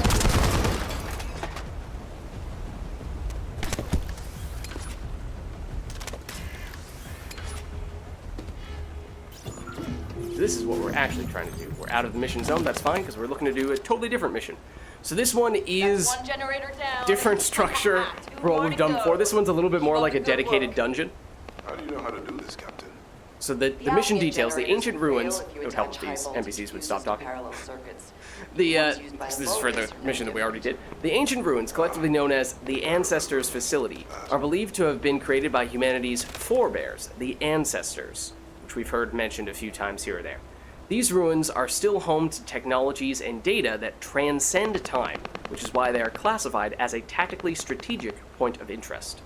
The Magister Lab was a place where the Ancestors Facility was repurposed for research purposes and where a significant amount of advanced technology was obtained, centered around the Magisters. However, with the current situation being opaque, control has been lost and the site has been abandoned. So here, this is going to be, does it give us a time estimate? It might have on the little drone, but I didn't catch it. This will probably be a fair bit longer than the other missions that we've seen thus far, and the rewards should be more sizable. And it is the type of mission that is more important to have a full group in, because it is going to be more difficult. So we can either start it as a private operation, basically say it's just going to be me and any friends that I might invite to it, or you can say public operation, and that's basically saying I don't care who I'm with, I'll go with whoever happens to be doing it right now. But before we start it, I might take a second to just throw on some upgrades, given how we are about to jump into what is a more significant mission. In particular, if we could get an upgrade for our shotgun, which I think we did get. Yeah, it's the Gangster, which is just a higher level version of the shotgun that we're currently using. So we'll throw it on. Oh, also we can sort all of our gear by level is probably what we want to do. You can sort it by DPS or tier, but level is usually most helpful, because sometimes, at least once you get further along, if you sort by DPS, you're just going to get all of the high power round weapons, or, you know, rarer ammo type weapons showing up at the top, and you can't realistically use 3 high power round weapons at a time, so it's a little more practical to just sort by level, because then we can see, for example, here we would like something higher than level 3 for our green ammo weapon, which we should now be able to do. This is a hand cannon, which is a different type of weapon. We currently have a scout rifle. We could go Nightmare Hound. Is that exactly the same type? It is. So this is just a like for like swap, making it a little bit better. Let's also take a little bit more of a look at the modules we have on these weapons, because yes, we have now accumulated several more. So we have Chill Priority is a higher rarity one, which starts to add some good upsides, but also some downsides that we need to weigh. So in this case, plus 13% damage and chill elemental, but it does increase the amount of time it takes for us to reload. Is that a trade-off that we think is worth making? Probably still okay with that. Rifling Reinforcement is the most straightforward, simple, straightforward, just pure 12% damage upgrade. So that is a very safe bet. And then the crit hit rate, plus 10%, and we can afford it. As you see here, now that we're starting to throw on more of these things, we're getting closer to our module capacity, which we should be able to upgrade fairly soon, but it'll only upgrade in relatively small increments. So soon we're going to have to start to think a little more critically about what we do and do not want to include. At this stage, though, we're still just throwing on whatever we happen to get. You'll see that we do have a few of these better insights, the one that's giving us increased critical hit rate. You cannot put numerous rounds of the same upgrade active at the same time. So if we want more of this stuff, we're going to have to go back to one of the shops and upgrade it, rather than having 2 or 3 copies of it active at once. And that's going to be the case for any and all upgrades, whether we're talking about weapons or our character's passive abilities. So let's save this, because across all those things should make our assault rifle quite a bit stronger. Take a look at settings here, and we did not have anything. And so different settings for this weapon because it's a different type of weapon. So the upgrades are unique. Now at the moment, this is just the version of rifling reinforcements for this weapon, but it has the same effect we just saw for the assault rifle. Likewise with better insight, but as we get to the higher rarity stuff, we'll start to see some things that are unique to scout rifles. Actually, I forget if it's unique to the scout rifle category here, or if it's unique to the impact rounds category here. I think it might be unique to the scout rifle category. Okay, but we'll save that, give ourselves a little bit more damage there, and just take another look at, oh, hold on. Throw in a level 6 gangster. We technically have another one, but it's functionally the same. And look at the modules here, and we have a bunch of stuff we can do here. So, in fact, we might already have enough that we need to think about what we do and do not want to invest in. Fire rate up, which, you know, functionally is a little bit of extra damage. Okay. Shell up is extremely expensive at 16. So you're asking yourself, well, is that worth doing? It gives us 33% increased shell capacity, which is helpful in particular on these high power rounds weapons because we have such limited ammo to begin with on these weapons. So for that reason, I think we will still throw it on. Now here we get bonus damage, electric elemental, but longer reload time. We saw this for our assault rifle, but it was chill elemental. We cannot afford it though. We just barely cannot afford it. As you'll see here, it'll say no can do because it costs 6 and we only have 5 to spare. So we could drop the fire rate up if we wanted to. Yeah, maybe that is worth doing. You can, if I remembered how to do it, right click. You can see the potential DPS upgrade, so a lot coming from that shell up upgrade. You can see this gives us, actually it says it's a damage decrease, I think because of that reload time. So it's a little bit hard to judge how that reload factors into damage per second, because if you're considering how long it takes to reload, obviously your damage per second goes down. So I imagine that means that it's going to tell us this is worth more, or conversely, that is worth more. Okay, sure. We'll go with whatever it says is highest DPS at this stage. Okay. So made a little bit of upgrades to our weapons. We can see if we have more stuff here. We do have a level 6 in this case, which does mean higher skill power, higher sub attack. Again, I think we're just going to do it, because at this stage we aren't too worried about min-maxing. Here we have max HP. Now the stat that it's giving us a bonus for might change in this case. HP versus defense versus shields. So in this case, I'm just going to go with whatever the highest level one is, acting on the assumption, oh, well. Well, maybe we put it in the correct spot and then we don't actually have to choose. That's actually interesting. In the past, that the UI was not set up that way. There was a unique little inventory for each of these different ones. It did not show you a shared mixture of all these things. Okay, so that's a little difference. But, okay. A little bit more defensive value here.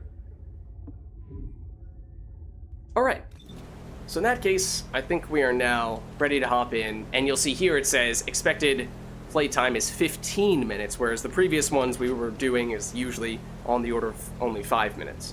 So let's jump in. Now I think we're ready to go. We'll go with public. That way we can potentially team up with some other people. Though these missions might take an extra little bit of time to queue up with a lobby, but it looks like we already have one here, so that's great. And it'll give us a little bit of time to before it actually starts. You can see top right who we have. We have an Ajax and 2 other Fiestas. Okay. The commander has already ordered his troops to extract the data. Are we too late? Ancestors' data should not be underestimated. Not only does it have immense capacity, it's also quantum encrypted. Even the Magisters who worked here doing research have said that full data extraction is impossible. Magisters? Do You mean the technologists who were once allied with the Vulgis? More important, enemy is after the ancestors' data as well. Can anyone think why? Nothing comes to mind. My only guess is that this place is Oh, hello, big enemy who just spawned directly on top of me. I'll know once I have And the little enemy that walked right in front of me, so I didn't use the power that I wanted to use with.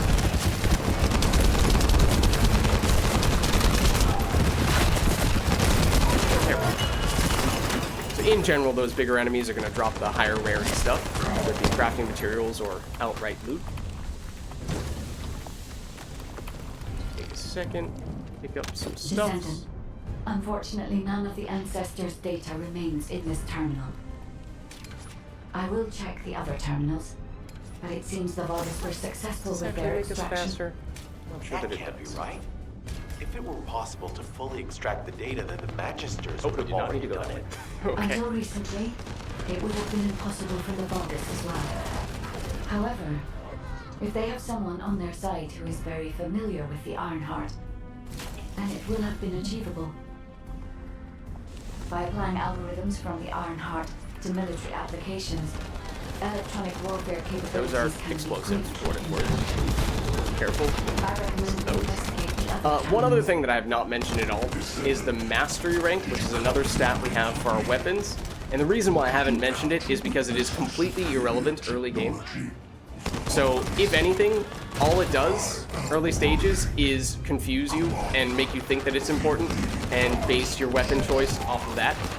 Do not be concerned about it until endgame, or close to endgame, because it only matters once you start min-maxing weapons that you are expecting to use long-term. And since weapons we're using right now are, for the most part, low-rarity, early-stage weapons that we have no intention of using near endgame, it is not something we should pay any mind at all to. These guys with the shield, for what it's worth, they will block all damage if you shoot them in the shield, but if you shoot them right in the middle, it will sometimes stagger them. Right in the middle of the shield. It will sometimes stagger them and have them drop the shield.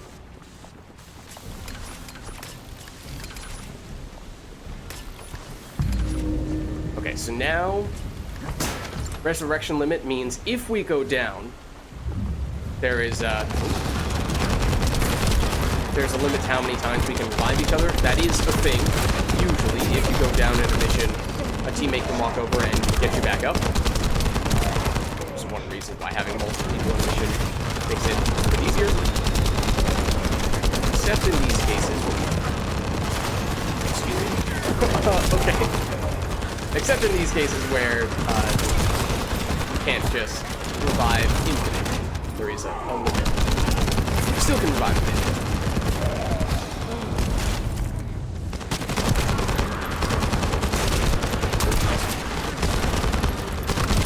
And I know, for the most part, I've been primarily just shooting in the early stages, which is in part because we've not spent a lot of time min-maxing our skills, so our weapons are kind of sufficient. But as time goes on, especially on a character like this, DSM, that's going to become pretty important. Using our skills more aggressively. We're going to start focusing on actually upgrading those eventually, soon enough. Okay, there is this little thing. There's a recent edition that replenishes supplies. Also does not contain the ancestors' data. I don't really get how it works, to be brutally honest with you. It's like this guy, I would like to hit his data is happening close by. That is most likely where the enemy command center is located. As the enemy seal off the network, transmitting data over a long distance would have been impossible. This means this would also be a good time to shoot shotgun if we didn't just kill the big enemy. And he was the big enemy that makes all the other enemies disappear.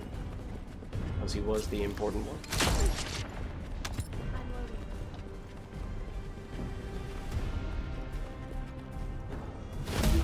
Alright, and that was the last guy of this, again, little dungeon area. A little bit of a different format in that way. We have a little bit of monies here. Okay, so, when you do these big missions, or bigger missions, this is obviously not the absolute biggest type of mission, it'll sometimes give you a little bit more of a bigger mission review like this, giving you some insights as to what you gained. And this amorphous material is one of the rarer things you can get. It's basically something that makes it more likely for you to acquire rare crafting materials from future encounters. To oversimplify it a bit, this is a crafting material for Bunny that we were referring to before, and then more standard weapon improvements, armor improvements, and some modules and crafting materials as well. So that one gave us a little bit more because it was a bigger mission. We should, however, return to Albion. I think we can do here. So usually in those bigger missions, it'll give you that type of bigger report card, or whatever you want to call it. And then eventually, the situation continues to get worse. Eventually, we'll automatically teleport you back to Albion, but usually you're going to want to go in and do that to teleport back to Albion immediately. Retrieve the data for the guide. Now, did you just say retrieve the data for the guide? Okay, so this is one of the things that is important but was not relevant until we got more experience, because this is the other type of level that we can get. We've had ones before that just came from getting basic experience, defeating enemies, completing missions, but there is another type of experience, this mastery rank, that takes a little bit longer, and the types of things that it upgrades is a little bit different. Let's take a look here. At the Prime Hands, so it's a device used to awaken the Arche, the magic ability, imbued within a Descendant's body. They say that it is a relic once created by the Architects, the ancient predecessors who had more power than we did, that the Magisters have repaired. Okay, so, will it tell us what the bonus is from this one? It will now. Okay, so you can raise your mastery rank by earning mastery rank XP. It'll give us other benefits. So unlike the basic level, which gives us things like health, shields, defense, base stats, in this case it's stuff that's a little more peripheral. Things like giving us additional maximum upgrade capacity for our character and our weapon, extra inventory slots, things that don't directly help you but make it so you can upgrade your character more long term. So short term it might not make the biggest of differences, but long term this is going to become one of the primary ways that you can get stronger. Because there is a level cap for the one that gives you the health, shields, defense, but I don't believe there's a mastery rank cap. It does start to take a bunch of XP to get those ranks, but and again, you know, this may be different now that they've released the full game, but at least that was the case in the beta. Okay, so you need mastery rank XP, which is slightly different in order to rank this stuff up. Oh, also for what it's worth, the character level, for again the more basic XP that gives you the stat boosts, that is specific to your character. The mastery rank is universal to all characters. So if we unlocked, as I was saying, Bunny, very likely to be the next character we'll get, and we switch over to her, she will also get this mastery rank improvement. Okay, we've met the requirements to do this. As you can see, maximum upgrade points available for our character, for our weapon, extra inventory slot, extra storage slot, which is storage in town, which we haven't needed to use yet, but I suppose is a thing. Consumable inventory, shape stabilizer inventory limit, I don't remember. Oh, okay. Yeah, that is technically a thing. Tracking count slot. I don't remember what that is. But alas. Let us rank this up.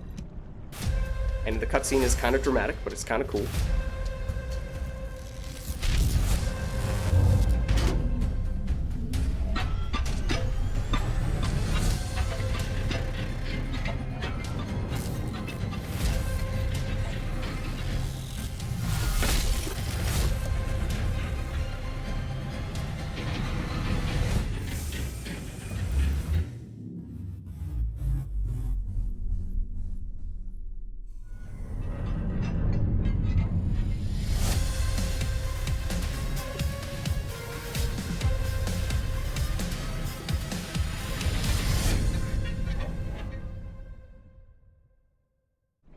So I remember when I was first playing this game and I did my first few Prime Hands upgrades like that, I was like, oh, awesome! This dramatic cutscene, surely I'm now a superhero who's going to annihilate all of my enemies. And then I was like, what? None of my stats appear to have improved? What happened? So it's a little misleading in that way, because again, it's a little more indirect in this case. But it will still benefit us, just a little more of a long-term thing, medium to long-term thing. Okay, so we'll chat with you, because we're supposed to chat with you, but we're probably going to skip this dialogue. Got a question about the operation? Unless this is a full-blown cutscene. Oh, maybe we'll listen to this. I don't know. Just how much do you plan to rely on that guide? You'd prefer to keep sending in the investigative corps? How much time have we wasted searching for the Ironhearts without any leads? Alpha, this is the best opportunity we've had in a century.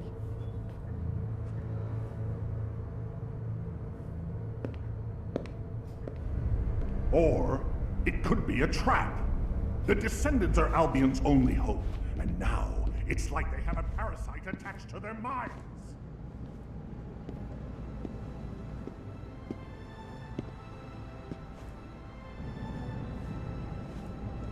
This way, Descendant. So, as you just started to see there, Alpha, our boss, our official boss, does not really trust the guide, which is another little piece that I think I mentioned in passing before. HQ is faltering. I understand.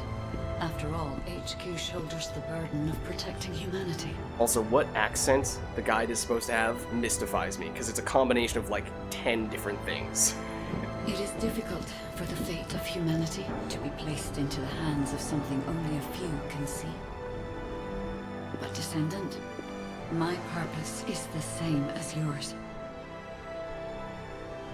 Trust me. Do this, and you will retrieve the Ironheart.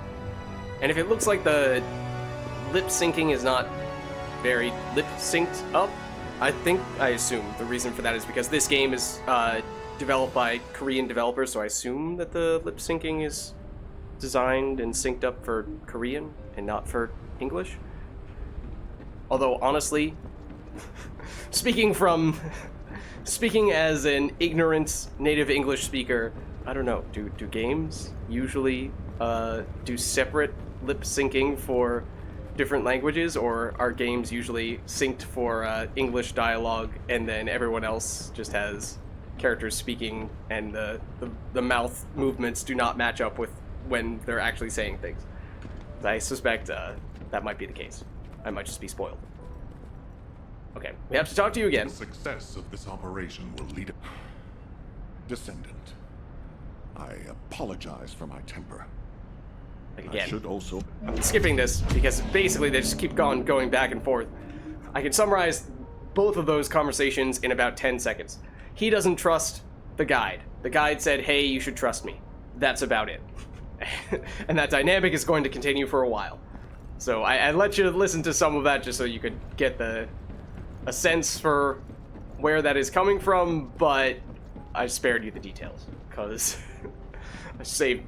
I probably saved a decent bit of time in doing so. Okay, this is an NPC who we've not yet talked with. Now, it's basically a robot that's gonna give us tips and tricks. However, if it's anything like this robot was in the betas, it is unbelievable how quickly the text... He's not voiced. It's not voiced. So, it's just text going across your screen, and it flies by at lightning speed, far faster than I can read it, at least. So, it might as well not say anything at all. But, this robot does give you additional little mini quests, I think more so for things around town, learning how to craft stuff and things of that nature, and I believe does still give you small bonuses for doing so, so it is worth seeing those things through, but they're just a little bit different. They don't involve going out and fighting enemies and what have you.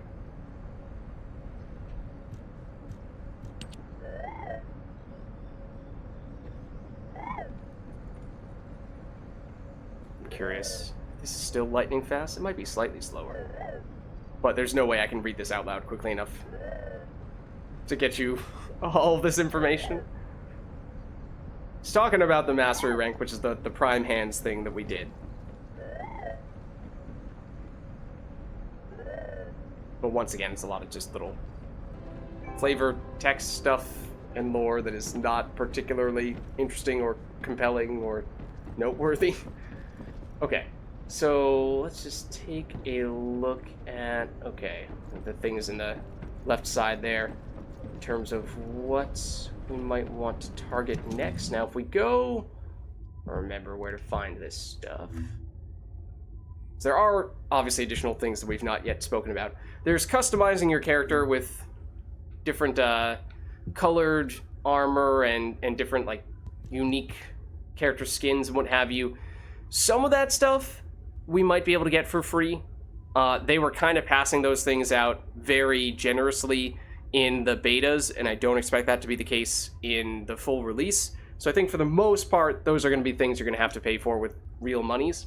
So that's not really something I'm going to focus on too much here. I think this little thing is something that I got from the mailbox earlier from participating in those previous betas. It is pretty cool, though. All right, we'll rock that. So he moves as well? Okay. Yeah, okay, sure. We'll throw him on. So, I mean, we haven't really talked about it, but for what it's worth, I mean, you can see for yourself, but the game does look very good graphically. Okay, and we'll spend a little bit more time talking about some of the other menus we have here, some of the other things we can do.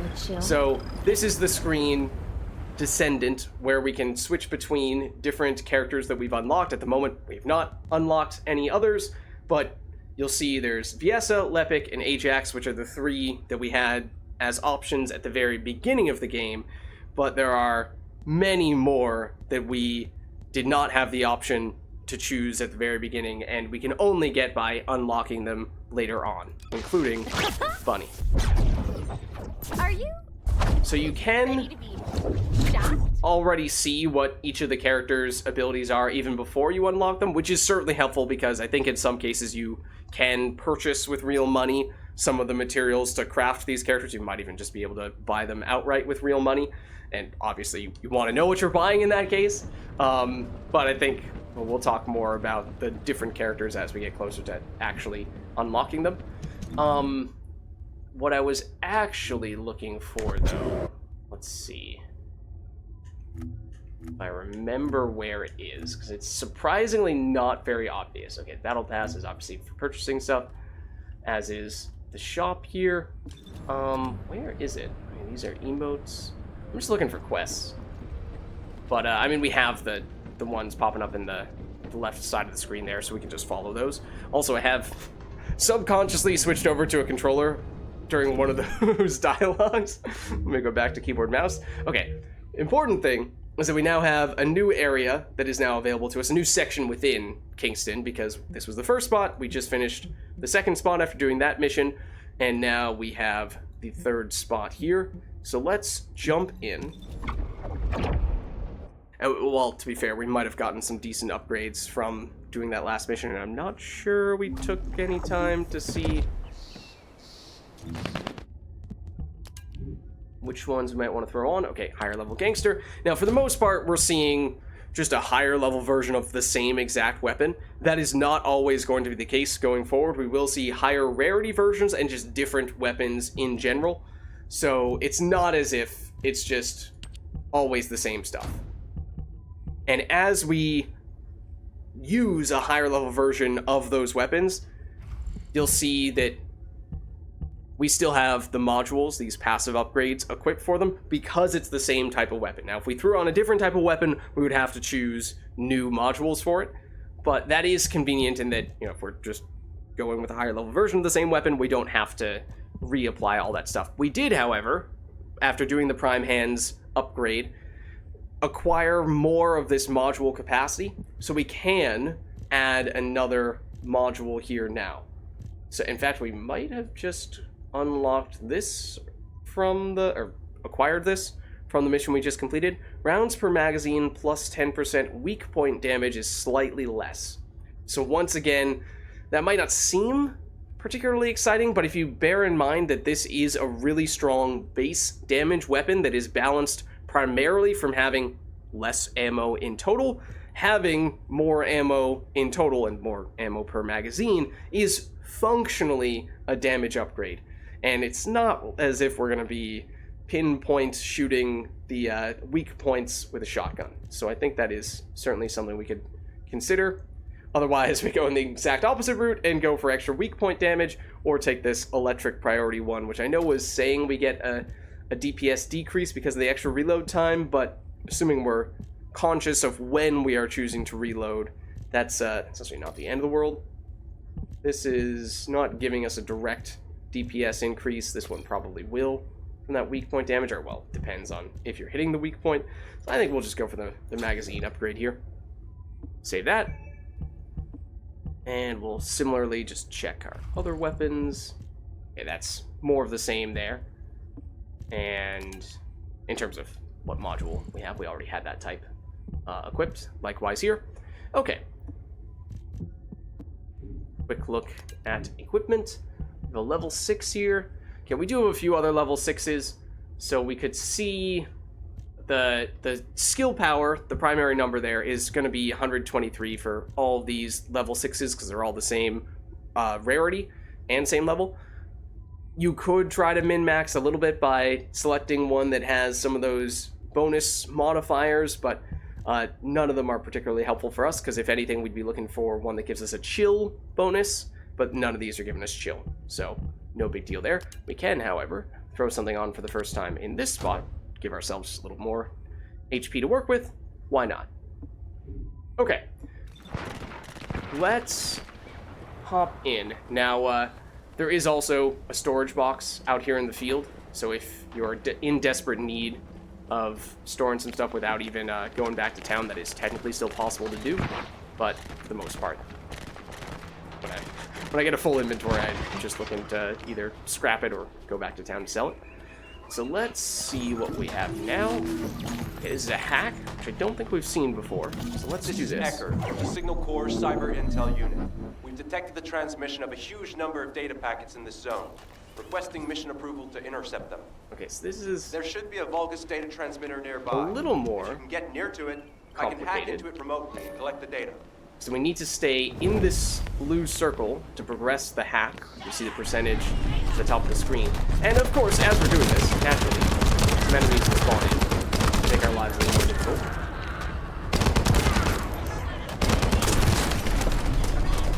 So, reminds me a little bit of Mass Effect 3 and Mass Effect Andromeda. Don't mind the fact that we are kind of shooting a random person who happens to be standing right next to us and may end up joining our mission.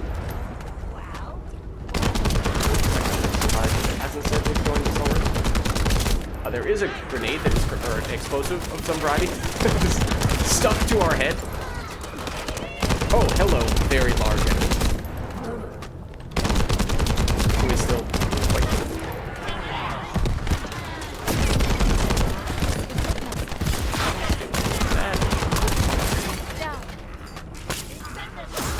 That. Oh, we actually have all of our abilities. We're a high enough level now that we can use all of our abilities once again. That is nice. We are quite low on HP.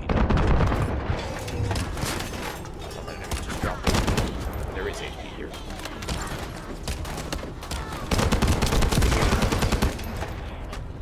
This person is not showing up as being part of our team right now, for what it's worth, which actually means they are not progressing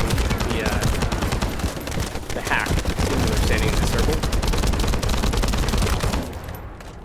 It's kind of unfortunate. Okay. Was that the mini-boss that we just killed who did that? Or was that a different dude? Might have been the dude we just killed. Okay, so just take a second here. Loot up a little bit. We'll head over to the next spot. Okay, now they're technically in our group. Okay. Which spot did they go to? They're over there. They're looting. Okay. Let's head over to B. So we have 3 of these spots. It'll be pretty similar across the 3 spots. I mean, technically they could go off and do the other one if they wanted to.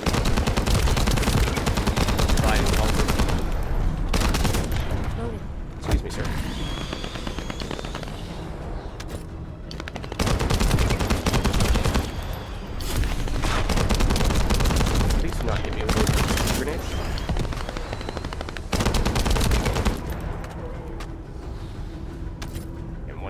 you don't see the enemies, if you look up at that little compass / map in the top left corner, you are very sneaky. I will give you that. And that will give you an indication of what direction the enemies are coming from. Which might have been helpful on occasions such as that. I do see there's a thing behind us right now. Also, that hurt.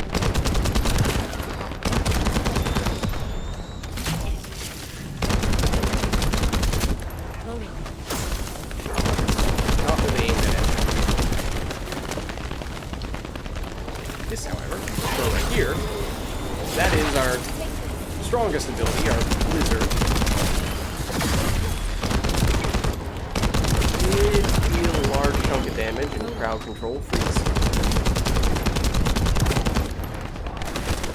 So as we start to get further along in the game, that's going to be more significant that we rely more heavily on those types of abilities. Whereas if we had, say, taken someone like Ajax, the other person who was the higher base stat person, he would have been more capable of just getting away with shooting and only transmission speeds have been extremely slow. That came back to bite them. Loot up from enemies they killed in their area. Oh. Okay, technically, we just attempted to join a mission that they have access to. We don't, because we haven't gotten far enough quest-wise. So I forget exactly how that works. I think we can still get experience and drops directly from the enemies, but we can't progress and complete the mission officially. But hello, sir. Okay. So, although it's still saying that we're part of that group right now. Okay, well that was not really the plan. Let's take a closer look here. Oh, they're doing this. Okay, that's a different type of mission altogether. There are the more straightforward quest-based missions. There are a few other different types of more farming-like missions, which for the most part make sense to do once you're done with the quest-related stuff. So I think we'll hold off on those types of things for the time being. So there is a quest that is theoretically fairly close to us. I thought it was right behind us-ish, but I don't remember exactly what direction we were facing.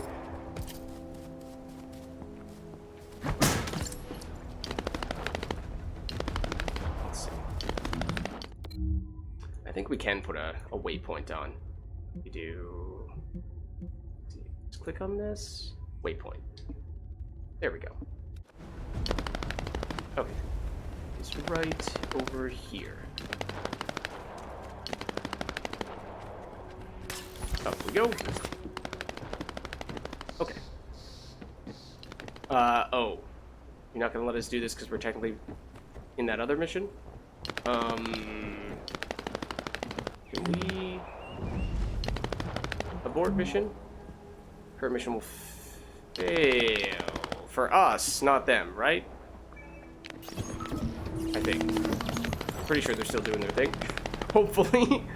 Hopefully we did not just force them to fail their mission. Recon, and I noticed there was a Vulgis battery I haven't seen before. Yeah, there are a few of these little containers and output, lying around. Figure out why they installed They're not. They don't give you that much, so it's Connect not a your huge receipt deal. to the battery We run storage past some of them.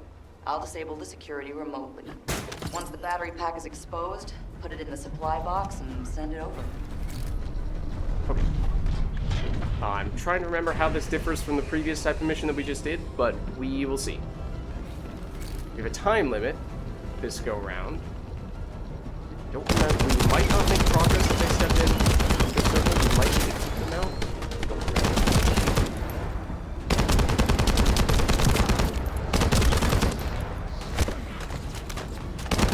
Yeah, that is the case.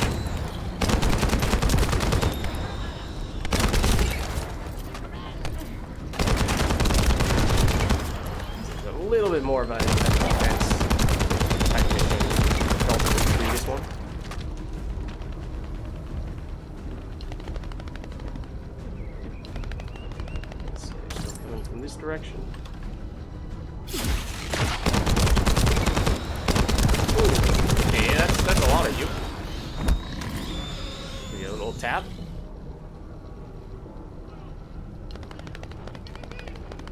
basically all coming from this direction. It's a lot of floaty dudes.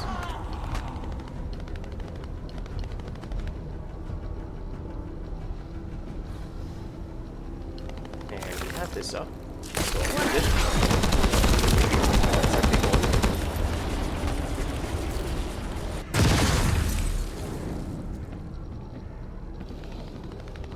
Oh, almost done with this spot.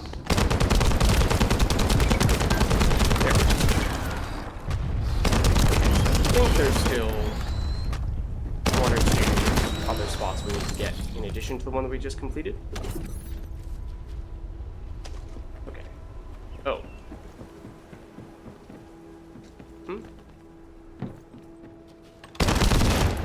Ah. Okay.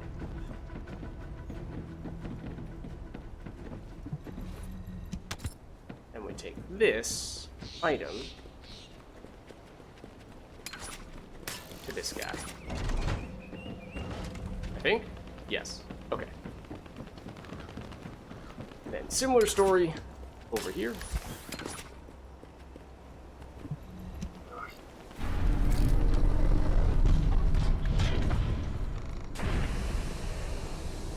What direction are they coming from? This direction.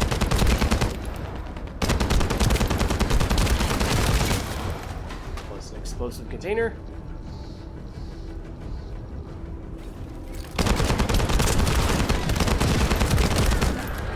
Best way to use that explosive container, but alas.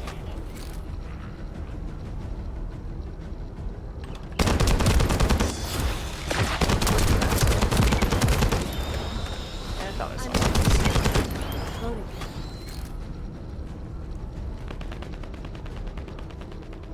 Okay, that's a lot of people.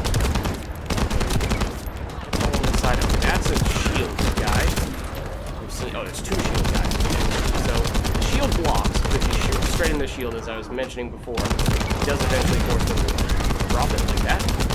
So that's how you deal with those guys. Or at least either that or just outright go around them.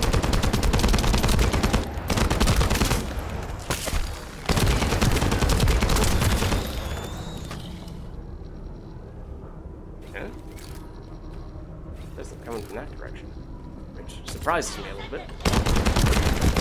They don't appear to be coming that way. They appear to be coming from this direction.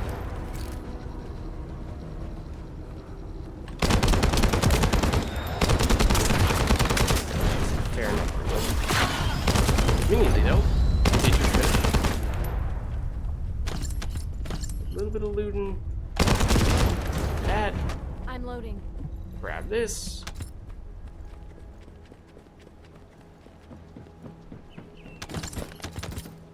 Okay, oh, don't miss this. And then pop this in here. I think we'll be done with that mission. There we go. The electrical grid is connected underground. The output amount is just right for operating a command center. So the Vulgis command center is underground. I'll let Bunny know. Okay.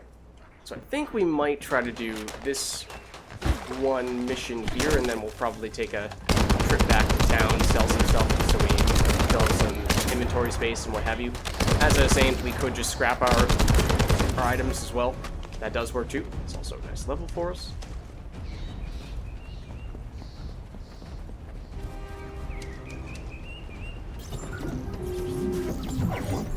Oh, I also did not pay any mind at all to what that said. So excellent timing. Okay. I just happened to be mid-battle. Oh. Help me by protecting the radar over there. Thanks to that, we can track down the enemy command center. So it better not break. Okay, so defeat all the targets. Don't let something break. Usually that means. Is there this thing here? I think is what we protect. This, if I recall, can actually get this. I think that I nearly lost this on a previous attempt.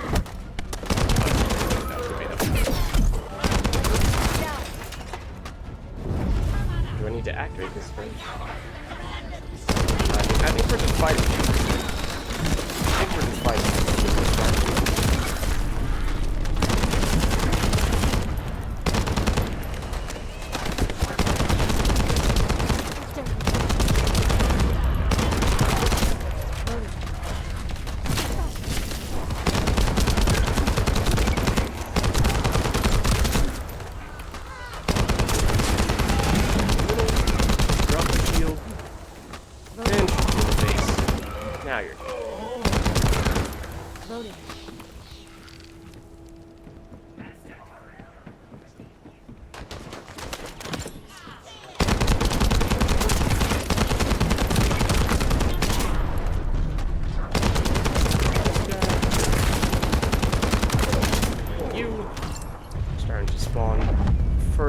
way.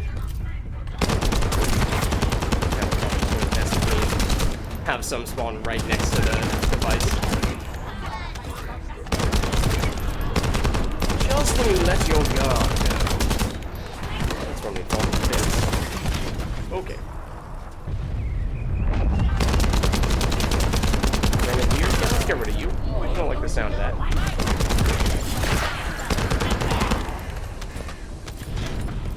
Okay, now they are spawning closer to the object. There we go. For a second, we're able to sneak behind him. So technically, this is the thing that I haven't really talked about much at all, but the color of the numbers that you see popping up when we shoot enemies is a signal for whether the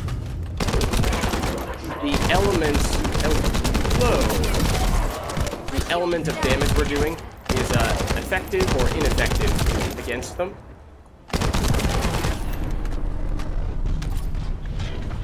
So for the most part, we've just been slapping on whatever we can get. Looks like they're serious. Maybe our radar really is bothering them. Oh, Let's show them what an electrifying attack looks like. I believe this guy is a big enough mini boss that we take him out. Everyone else goes away. Is that so? Looks like they're falling back. Yes. Great job. I'll need to get a move on. Ha-ha! Got it. The enemy command center has been identified. Okay. Great work, Bunny. You kept at it until it was done. Thank you. So that was actually a Thanks to everyone who worked hard to find the clues. somewhat significant mission because it was the third in what was a bit of a set You've of already been 3. injured by Karel, so full-scale combat is out of the question for you at the moment. A different Descendant will be tasked with the strike on the Vulgis command center. I wanted to help. Descendant, get the coordinates of the command center from Bunny and prepare to attack. Over and out. Okay, because I think that was the last of the just sort of basic missions in this area, and we might once again have one of those slightly bigger, more dungeon-like missions next. But we have to chat with Bunny first. Okay, so why don't we go there? And we might stop off at town after that before we jump into the big one, just to empty out our inventory and take a closer look at whatever upgrades we might have acquired. So let's make this a waypoint. She's over there.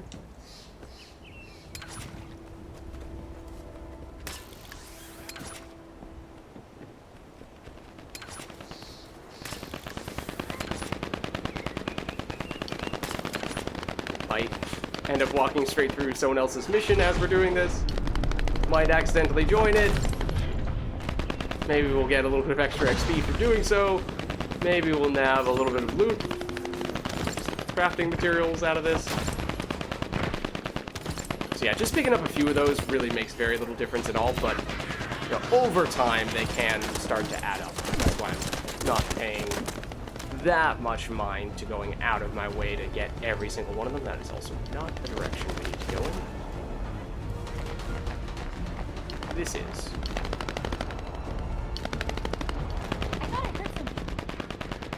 Okay. Did you hear, Alpha? Time to swap ships, partner. To be honest, I wanted to be the one to capture the Vulgis commander. How infuriating. The operation to retrieve the Ironheart failed, and I got injured. Ugh! That leaves a bad taste in my mouth. I should go swap out my weapons and upgrade my modules if I don't want to be defeated again. Guess I'll head back first. Good luck. See you in Albion. Okay, so we're expecting another. Oh, there she goes again. Another similar mission to the one that we did to finish the previous little subsection within this area. And that was a little hint from Bunny that, hey, you know, maybe it makes sense to stop off at town and do some upgrades, which, you know, let's take a look at just how much stuff we have in our inventory right now. Yeah, it's a lot. Okay, I think that is probably worth doing at this stage. Just so we don't run out of inventory space mid-mission. This is a little bit of a longer mission we're about to start. Has better rewards. So let's make sure that we can get all of those rewards. In fact, on this occasion, I will choose this spot because it's closer to the merchants, which is the primary thing we're going to focus on here. We don't need to talk to anyone quest-wise. Just getting a little more resources. Oh, that's another one of those random, meaningless dialogues that I don't remember ever seeing or using that one, but I imagine it is much like the other one that I have seen, in that it is not useful. Okay. So let's equip stuff first, and then whatever we have left over, we'll look to sell. So let's see, if we're going basic weapon, we're looking for these general rounds. So we have level 5 Ominous Hound.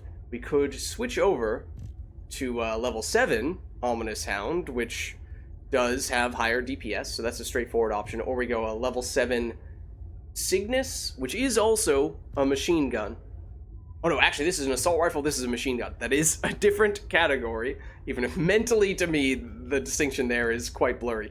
I think we might just stick with the Ominous Hound here. It is a higher level, and DPS-wise it is actually somewhat significantly higher. So that probably makes sense. We have now a much better general rounds weapon. For the impact rounds, we have level 6 Nightmare Hound.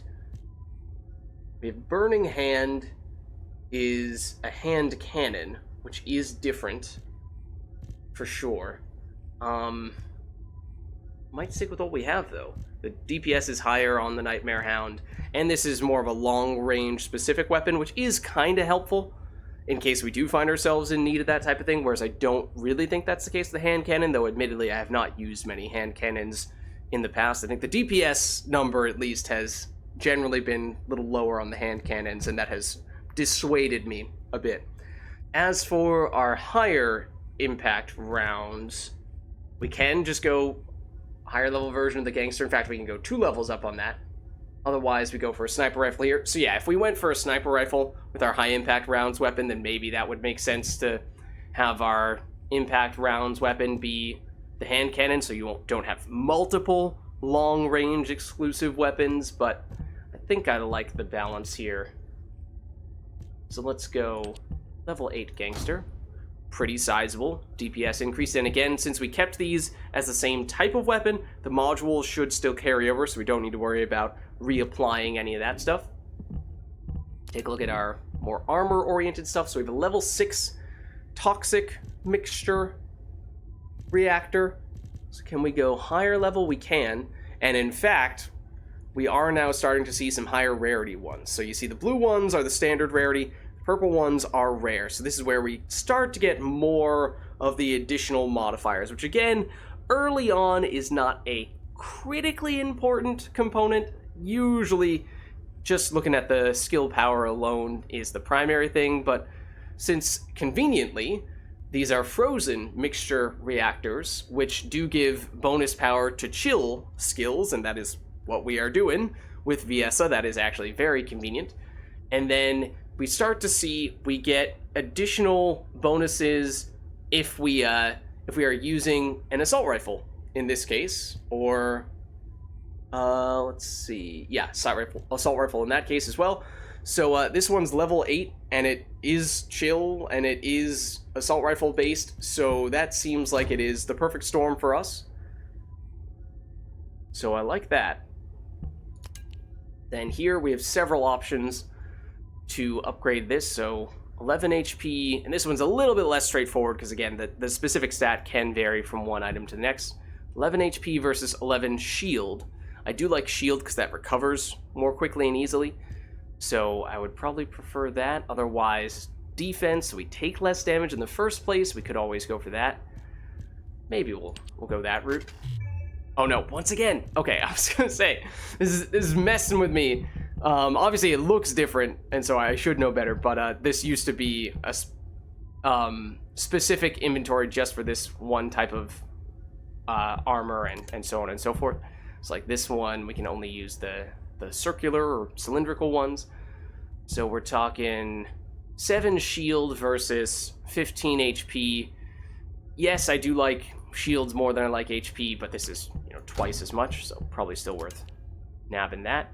Then on this guy, this is where we can start looking at these dudes. We're talking 29 defense versus 47 defense. Obviously, that is just objectively an upgrade. 14 HP versus 11 shield. Now, that's where it starts to get a little bit trickier.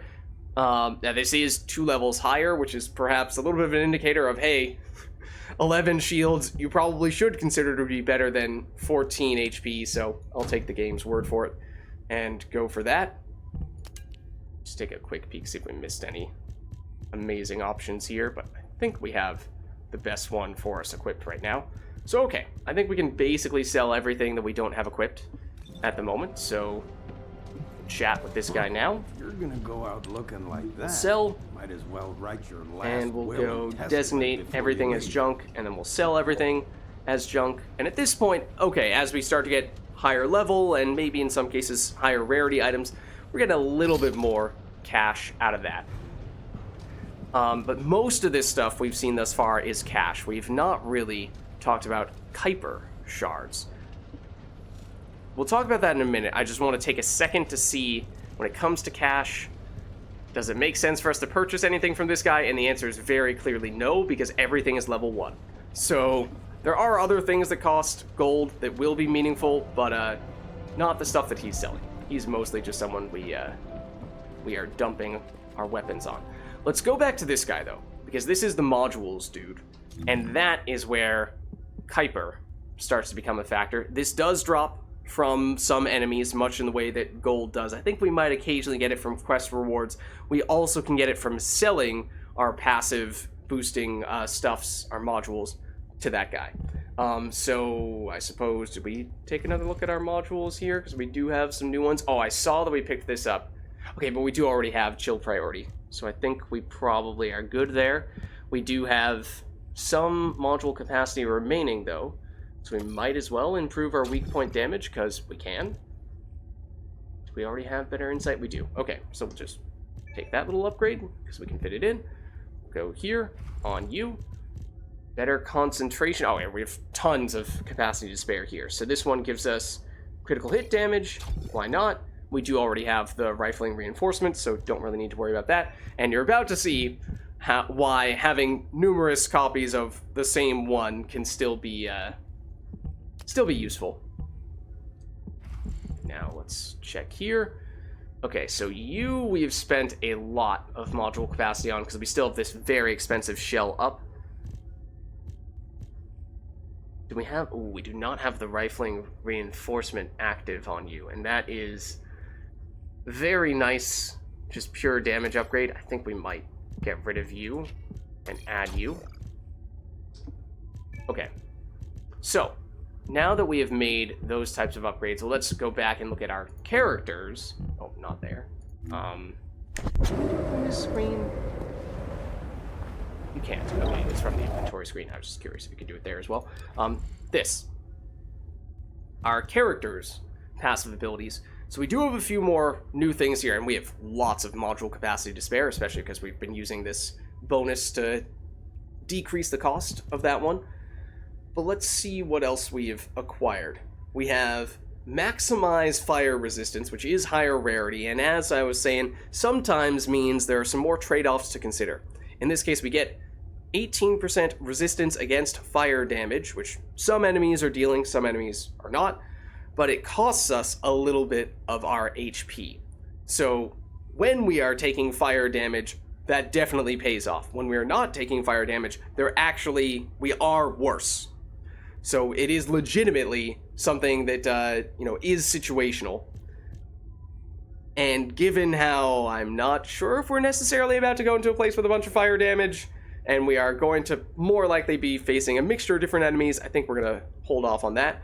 We'll probably just stick with the simple stuff like defense increases for now. And this does have the little, I don't know what you want to call it, a lowercase r icon, which we do have here. So that means we could throw this on and once again get a little discount. So rather than cost 6, I think was going to be the price, now it only costs 3 points. And then heat antibody. Now that's a different type of fire resistance. This one is percentage based, this one is just a flat value. So I won't bore you with the exact way that the math is calculated, but it's a different way of getting fire resistance, and in this case there's no downside to it. So this is something that I'd be much more willing to just throw on here, because we can afford to do so. Then lastly we have this shock punch. Now this one is different from the other abilities. modifies the charged sub-attack. So remember, the sub-attack is our melee. So in this case, it changes the animation for that melee. It'll now use a shock punch attack when performing that. That's honestly secondary. There are several different versions of these types of modules that will give you different sorts of animations for your melee. The big thing, however, is that this is actually going to, once we upgrade it, give us a negative cost for our modules. It is functionally going to allow us to put on more modules elsewhere.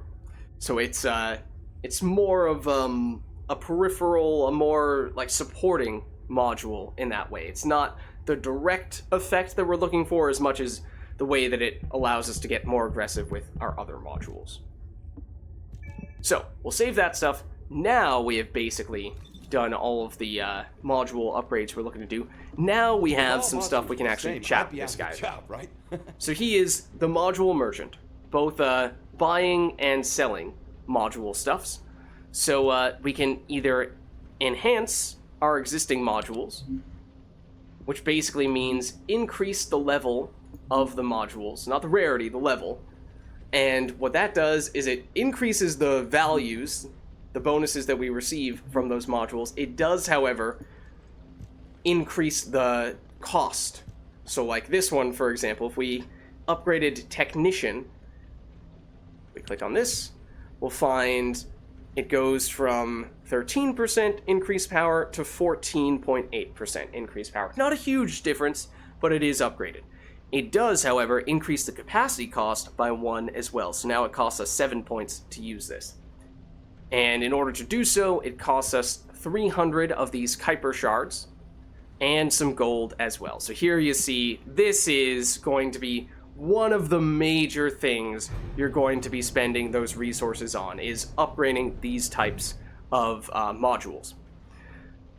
Now, if you upgrade absolutely everything, it's going to get exorbitantly expensive, because with each subsequent upgrade, not only will these marginal increases get higher, like right now we're getting an additional 1.8%, next time it might be an additional 2%, we're going to get a bigger jump each time in that bonus. The cost is also going to grow as time goes on. So for that reason, it actually benefits you to prioritize specialization.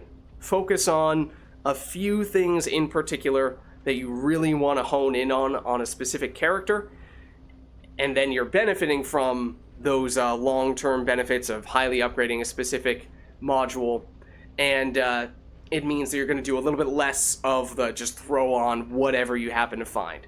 That approach that we've been taking has just been a short-term thing while we are waiting to get the resources and the specific modules that we want to upgrade further. So for now, we'll probably keep it simple. I don't think we're going to really do much upgrading here at all. But now that we actually have modules, just wanted to give you the chance to see what that's all about. And you can also dismantle modules, which is functionally selling excess modules. So in this case, if, for example, we have, let's look for one that we have a bazillion copies of. So we have 2 extra copies of this high impact round rifling reinforcement. So, oh, I did not mean to use that hotkey. So if we do this and we dismantle it, we get 300 of these Kuiper shards, which if you look at how many we have right now, that's actually a pretty sizable boost right there. So there are some instances in which it makes sense to have at least a couple different versions of the same exact upgrade. So I would caution you a little bit before you sell absolutely everything that you are not currently using, for reasons, we can discuss as time goes on. But, at this stage, not going to get terribly aggressive on this end. Also, bear in mind that you'll see several things that say rifling reinforcement, but be careful, because this is rifling reinforcement with the green impact rounds icon. We actually have several more of them here. Whereas this is rifling reinforcement with the white general rounds icon. So that it's the same type of bonus. It's the firearm attack bonus, but it's for a different type of weapon. So be careful that you don't accidentally sell your module for a different type of weapon that you actually still needed. So in this case, I think we'll keep an extra of the impact rounds, and we'll keep an extra of the general rounds, but we do have a few to spare here, so we can dismantle. And previously, before the full release, it was not this easy to sell in bulk. It was very tedious, so I'm very grateful for how much easier they just made that. Okay, and we have 3 of these electric enhancements, so sure, we'll sell at least 1 or 2 of those. And again, this is not urgent because we aren't about to spend a whole bunch of Kuiper shards, but we just doubled the number of Kuiper shards we have just from selling a few. So that is nice to have in our back pocket. But okay, so now we've, at this point, gotten a pretty good feel for what most of those merchant NPCs do, maybe with the one exception being the one that does the more complicated crafts, because we don't have a lot of stuff to do on that front just yet, but that will change in time.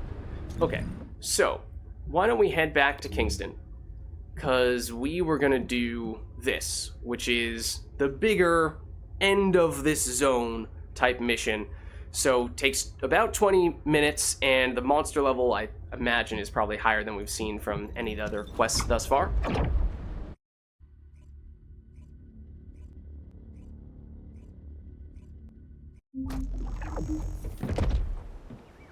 Okay, so let's head on over.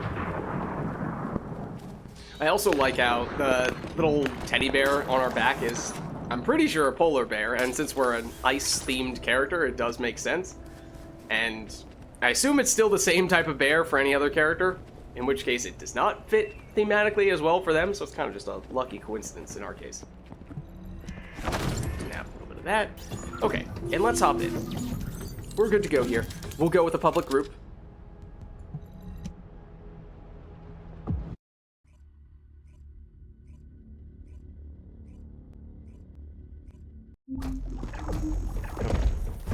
And we have a full squad.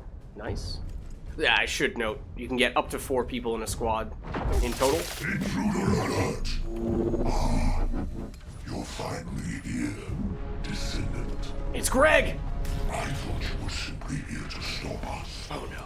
But now I see anyone but Greg. the case. Some of the ancestors' data, and I'm afraid I can't let you take it. Transmit the ancestors' data for Lord Corral! Quickly! Descendant, if you see the Vulgis data transmitter, please destroy it.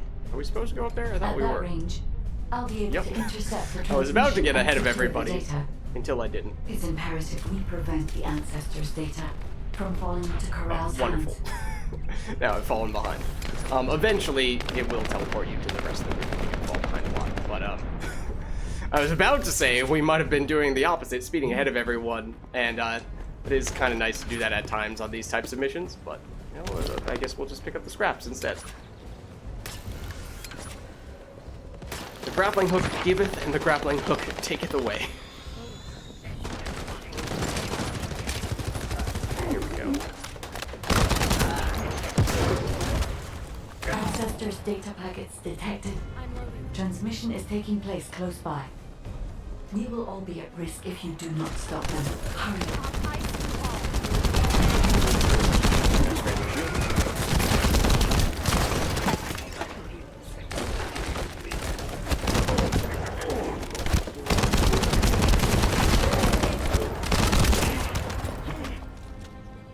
So our melee animation, you might notice, is now different since we made that upgrade. You should be able to see the data transmitter shortly. Okay, and this is a little bit different from the previous type of dungeon-esque mission that we did before. This time, we damage this thing a little bit, then it becomes immune for a little bit, and during that period, we'll fight these guys. It is convenient when the shield dudes are focusing on one of our teammates and we can just hit him from afar, speaking of which.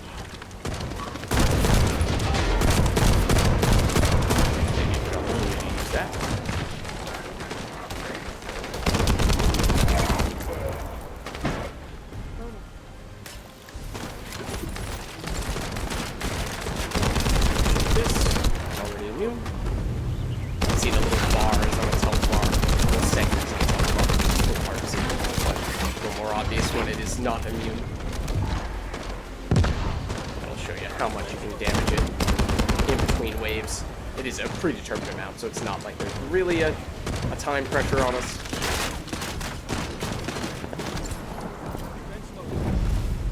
In fact, it might have just shot it down to the next segment before I even noticed that it was damageable.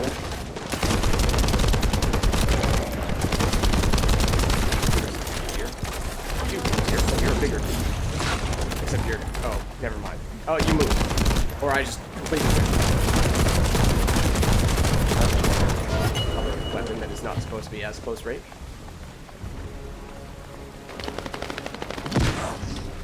Why are you destroying the device? The device is broken. Is this data not your objective? We may proceed now that, because that was some money, or some hyper shards. As I was saying, you can get those just from enemy drops as well. Descendant. I will collect the ancestors' data. Please focus on the battle. Yeah, we do have somebody speeding ahead now. Am I going backwards? A question that I'm now suddenly asking myself. No? Now I'm confused. Now I've messed with my head.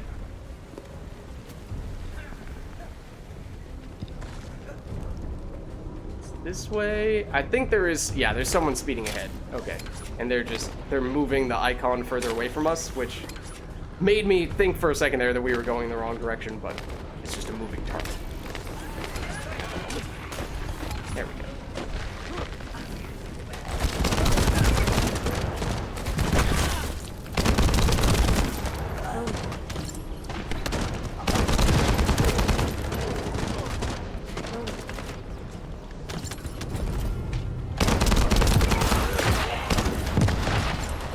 At this point, after putting a few more upgrades, mostly those gear upgrades, to increase the base power of our skills, we should find that those are much more consistently dealing big chunks of damage to the enemies. So I'm pretty sure to spawn correctly on all of this. Okay, that melee is pretty funny.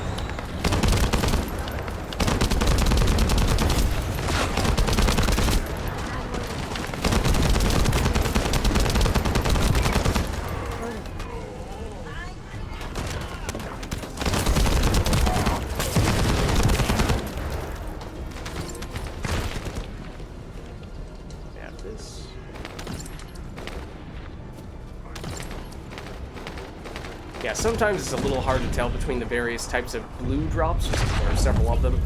This is mana, which right now we don't need. But that was a crafting resource. Oh, hold on, we're already speeding ahead again. Another one of the Vulgis devices over here.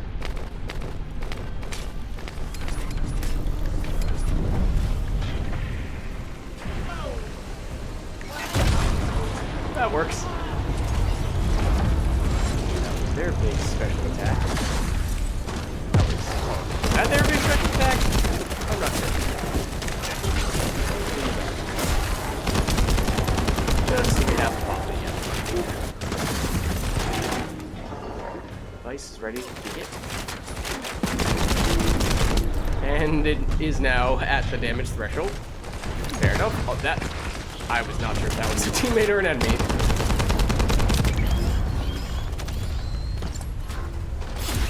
Oh.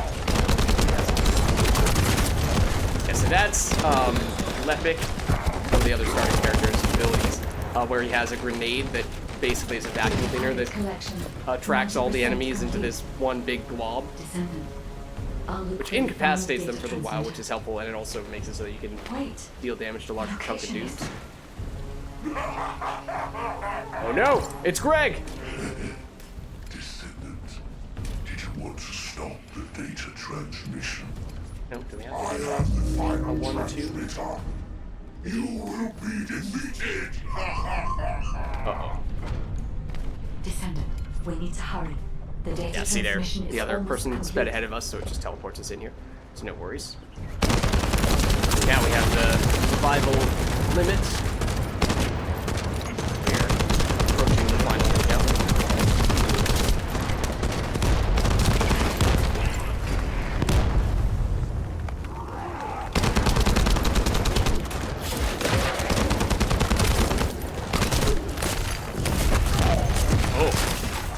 I wasn't really planning on that, but I guess that works too.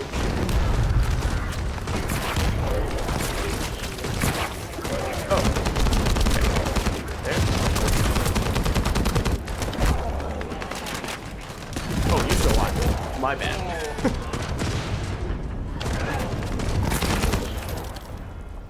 Immediately annihilated.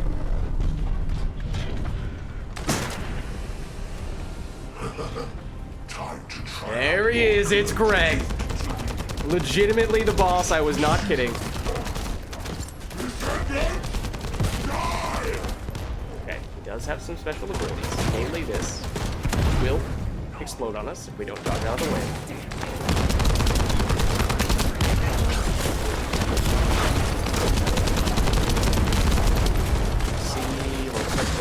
Blink a little bit, like that. That's your signal for when you want to dodge. It does track. It does hold on to the person. You dodged for the last second there.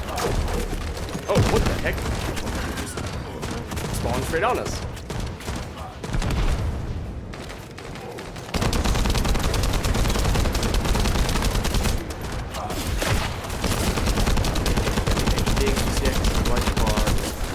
Fairly low.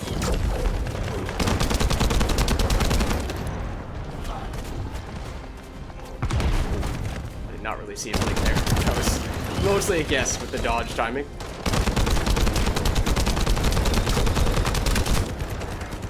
Oh, that's a bad time for the game to freeze up a little bit.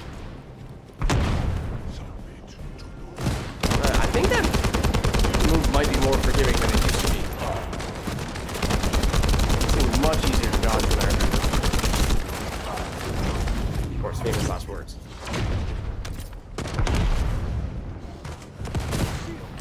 Now he has what is sort of an invulnerability phase, except once you get rid of these little orbs floating around him, the invulnerability phase goes away. So it's an invulnerability phase, except that it isn't. And that's why I was holding back a little bit. Ooh, not doing my big powers. We are actually out of ammo on our, ooh, that was good. On our main weapon. Good switch. Not a bad time to switch. We actually go after the orbs and not Greg himself.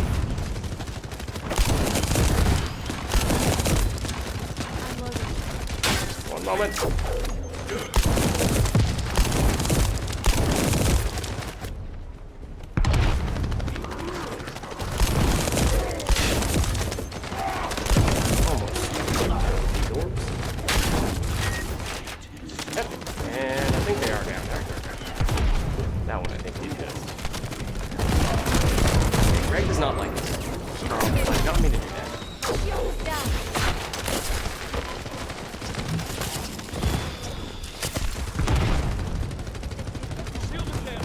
Love is very just got some ammo on our base weapon. Or that would drop. That's what I was looking for.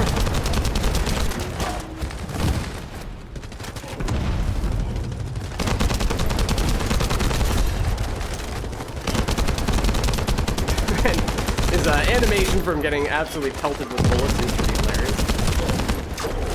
Let's throw one of those. And then dodge attack.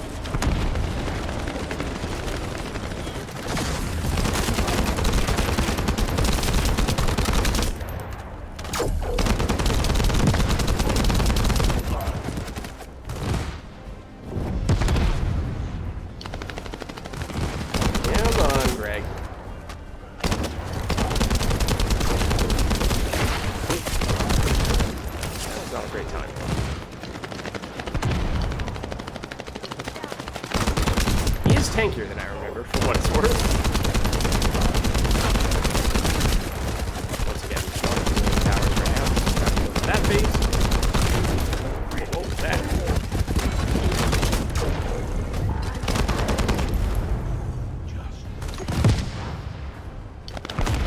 Where'd he go? There he is.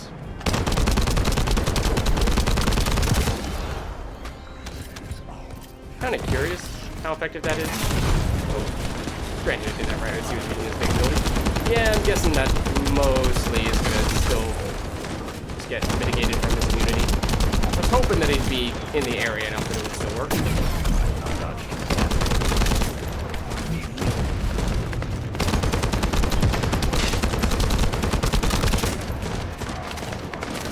Oh, we're also low on mana now. It's not the case for a while. We're not spamming our skills as aggressively. The time to restore. Now he's no longer immune.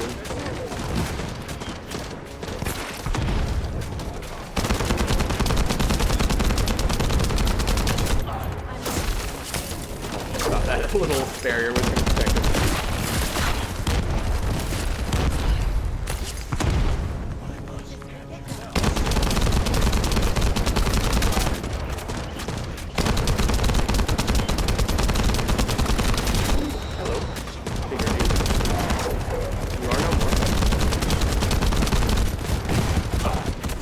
Here when I need to on that.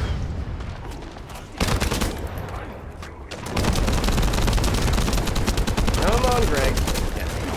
Once again, don't have the mana.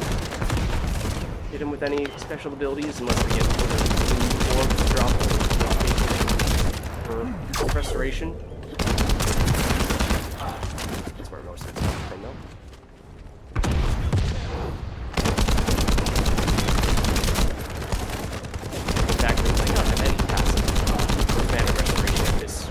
Early stage. Some of our armor upgrades in the future will eventually give us that.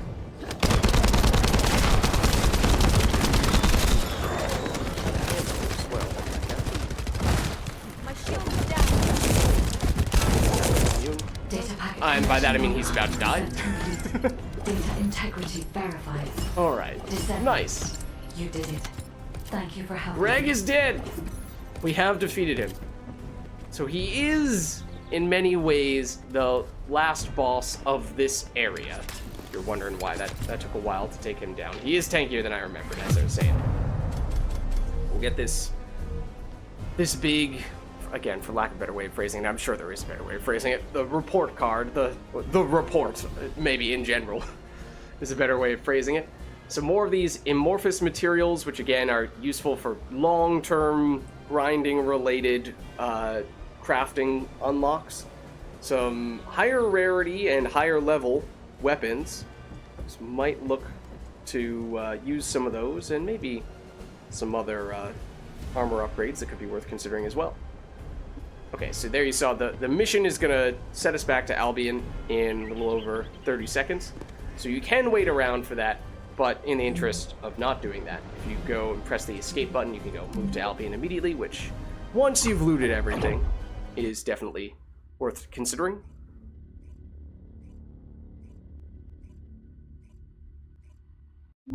To all descendants, I have obtained the ancestors' data. With this, I have been able to restore my system. If there are any descendants who can speak to me now, please connect. Okay. I would like to speak with you directly. I have vital information. She basically just said the same thing standing by to upload times. records to the command console. If there are any descendants able to respond, please speak to the guide. Make it like 4 times now, so again, that's why we're skipping a lot of the dialogues. Maybe we'll listen to this one since we did basically just defeat what is an intermediary boss of some significance, Greg. Descendant, thanks to you the data was located, and I was able to restore my functions.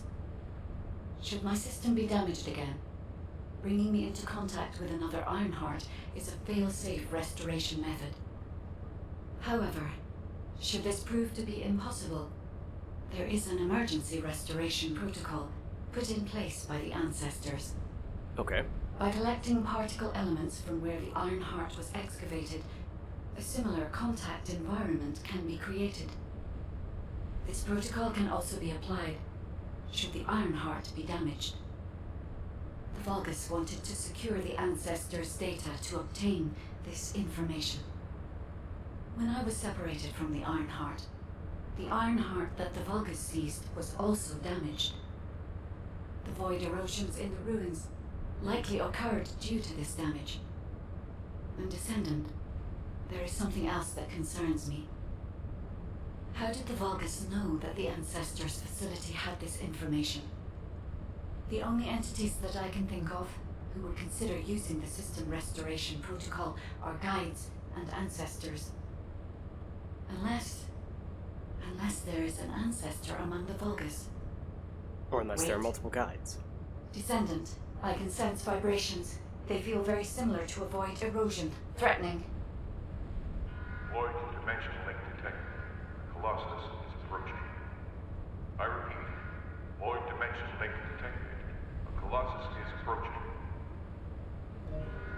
Okay. Classification type, Great War. All descendants in Albion. So, there is, as I was saying, we have, at this point... Colossus now, of all the times? Okay, hold on. All personnel, prepare for an intercept battle. Deployable personnel, make your way to Seneca immediately and head to the Void. Okay, so, as I was saying, we've now basically completed all of Kingston. I don't think there's anything in that little section there. There are some longer-term, more repeatable, grinding-oriented type missions that we could circle back to. Namely, this Defend Albion resources, and in some cases, these Void fragments as well. I don't remember the specifics for this one. On Theater, Vulgis Outpost. Okay, I think that is, that might be more of like a dungeon along the lines of what we just did to a certain extent, although don't quote me on that because I don't remember exactly. But those are things that we might circle back to on a later occasion. They're not directly main quest related. They're more for things like getting some of the big crafting materials for rarer things like character unlocks and ultra rare weapons, things like that. But there is one very significant thing that we have yet to do that we are about to do. I've been characterizing most of the boss fights that we've had thus far as more like mini-bosses of sorts, and that is in large part because we've yet to face a Colossus. Have you completed preparations? That changes now. A scholar who predicts, or Seneca, is a scholar who predicts the route of Colossi coming to Ingress through the Void. Coming to... Ingress is like this whole area, and then Albion is specifically the city. Delivers information about the Colossi and intercept battles to the Descendant. Basically, this is the guy who manages major boss battles. Descendant. Ever since Corral caused the void erosion with the ironheart, the Colossi have become more active. According to my calculations, the expected point of arrival for this Colossus is at the Kingston border. The classification type is Grave Walker, just like the one you encountered at the ruins. That specimen was weaker due to the unexpected nature of the dimensional link. But things will be different this time. If this Colossus manages to enter Ingress, Kingston may be lost to us forever. We must intercept it in the Void Dimension before that happens. I will send you to the Void Dimension once you have finished your battle preparations. May the intercept be successful, Descendant.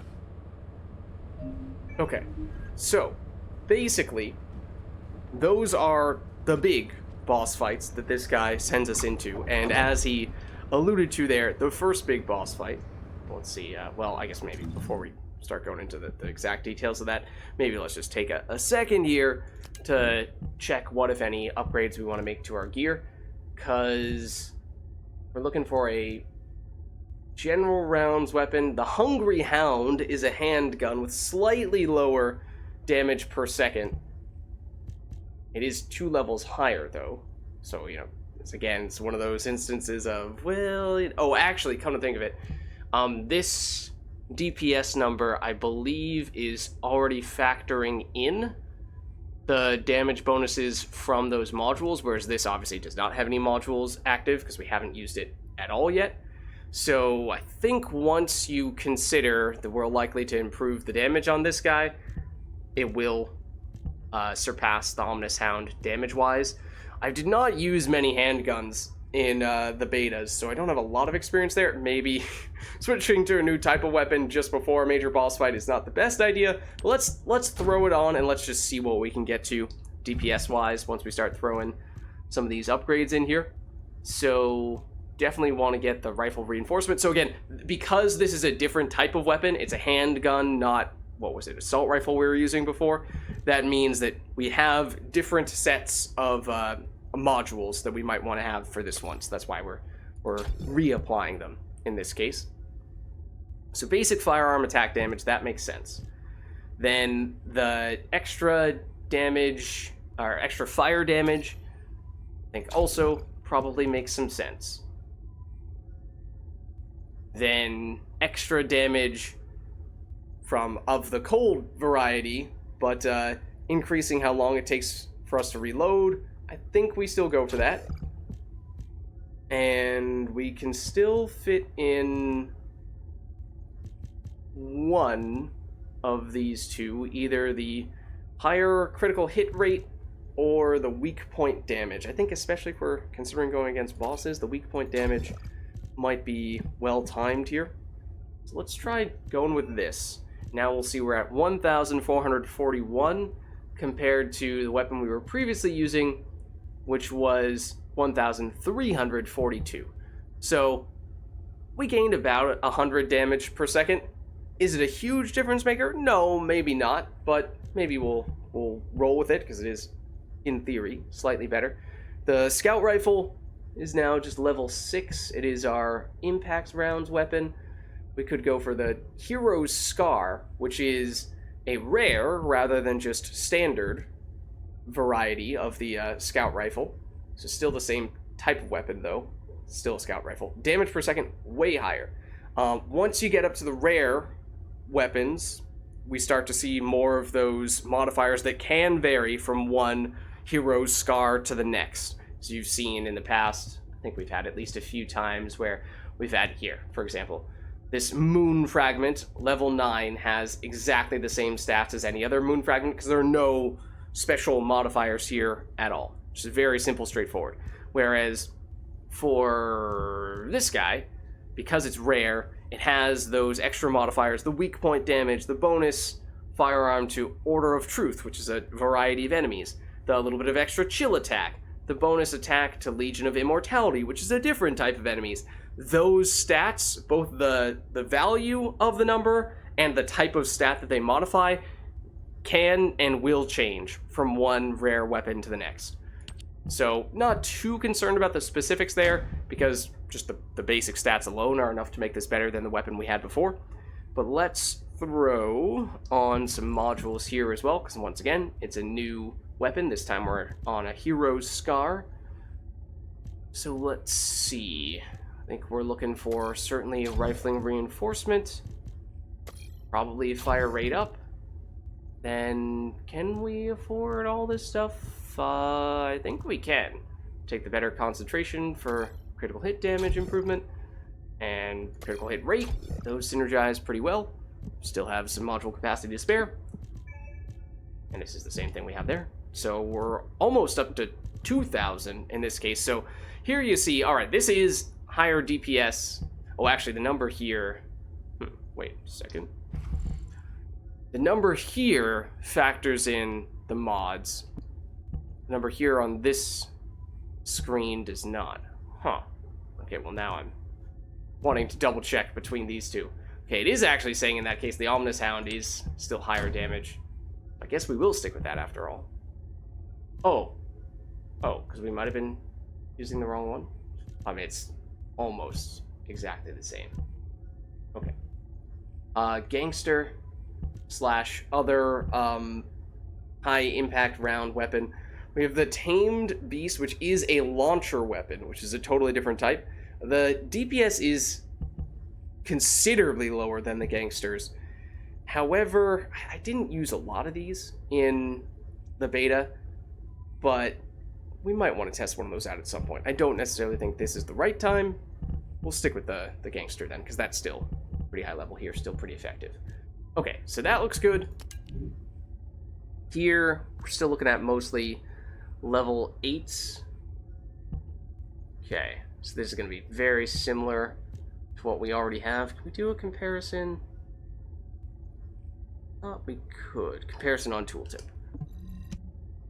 No, that is not what I was looking for. There we go. Okay. So, yeah, the basic stats are the same. We still have that skill power bonus from either having an assault rifle in one case, scout rifle in the other, and the chill power boost is relevant for us because basically all of our skills are chill damage. I'm not sure when it comes to the fusion versus tech to what extent that's a thing, although it actually shows us the numerical values for how much damage we get from each ability from equipping these things, and you can see the one we have is better for all but our Z, that's our big blizzard ability. That one is better if we switch, but not sure that's something we want to do if everything else is better without the switch. So okay, we'll opt not to go that route then. I would like to unjunk these things, please. No, that just junks them again. Okay. Well, I mean, truth be told, we're probably going to sell them at the shop anyway, I suppose. Okay. So here, this is very outdated, just level 3. This has, it's not HP, it's defense, but it is a very high number comparatively. We get a little bit of, actually, somewhat significant amount of fire resistance. This is almost certainly going to be worth throwing on. It is technically part of a set. You can see that Tomb Vanguard 0 out of 4. That means if we can find those other components, we get, if we get 2 of them, we get 25% increased defense. If we get all 4 of them, we get bonus to electric damage and resistance as well. Now, obviously, we don't have those at the moment, but the base stats alone are already reason enough to use this. Then for you, 15 HP versus 20 defense versus 17 HP. Take the outright statistical improvement. Then we have 47 defense versus 12 shields. Technically, the 12 shields is 1 level higher, so, I mean, take your pick. Maybe that means this is supposed to be marginally better. I guess we'll do it. And then here, I don't think we have any upgrades for this category. Okay, so some minor improvements there. And we can, once again, that is not the page where you actually upgrade the Descendant passives. This is just taking a quick look to see if there's anything else we can throw on here, because we do have some module capacity to spare. So we could go for all attribute resistance plus 60, give us a little bit more well-rounded defenses. That number isn't huge, but we can afford to throw it on, so might as well in this case. Don't need to be too picky right now, except maybe we continue to not take this because we don't want the little HP penalty. Okay, so now we've made those upgrades. Now, let's talk more about the actual boss fight itself. I am analyzing the Void Paradox. So we jump in here. We will see the various different types of bosses. They are called colossi, these big ones. Select a specific colossi that we're going for, and they do have prerequisites. For the most part, it's, you need to get far enough in the main quest to have them be accessible. So this Gravewalker is a giant colossus with 6 legs. Actually, if we click on it, is it going to give us a preview? It is. So this should look familiar, because this is the boss from the tutorial. However, you may remember my saying that during that tutorial, this boss was an absolute pushover. Very easy. We just shot him and barely had to move at all, and he went down very quickly. In this case, he is significantly stronger in terms of dealing damage, has much more HP, and is also mechanically more complex. So honestly, it's totally different. He looks the same, but it is still totally different. So you start to see a little bit more about the nuance of what types of damage we want to deal and what type of damage we want to have resistance against. So the weak point type, or the damage that is, or I forget this. I forget exactly how that works. But this is what types of resistances the boss has. So he has very good resistance to fire damage, which means if you have a choice between fire damage and something else, you might want to take something else. He has decent resistance to electric damage. I think this is chill. Very weak, in which case that works well for us. And then this is toxic, which we haven't really seen, but that normal resistance to that. Recommended attribute resistance, the game is saying, hey, you probably want to throw on some fire resistance, which may mean that's reason enough for us to actually activate that module I was saying I was hesitant to use. And then this means that he is attacking with fire damage. That's why it's saying you should probably get fire resistance. The Gravewalker is the first colossus that humanity has ever managed to defeat.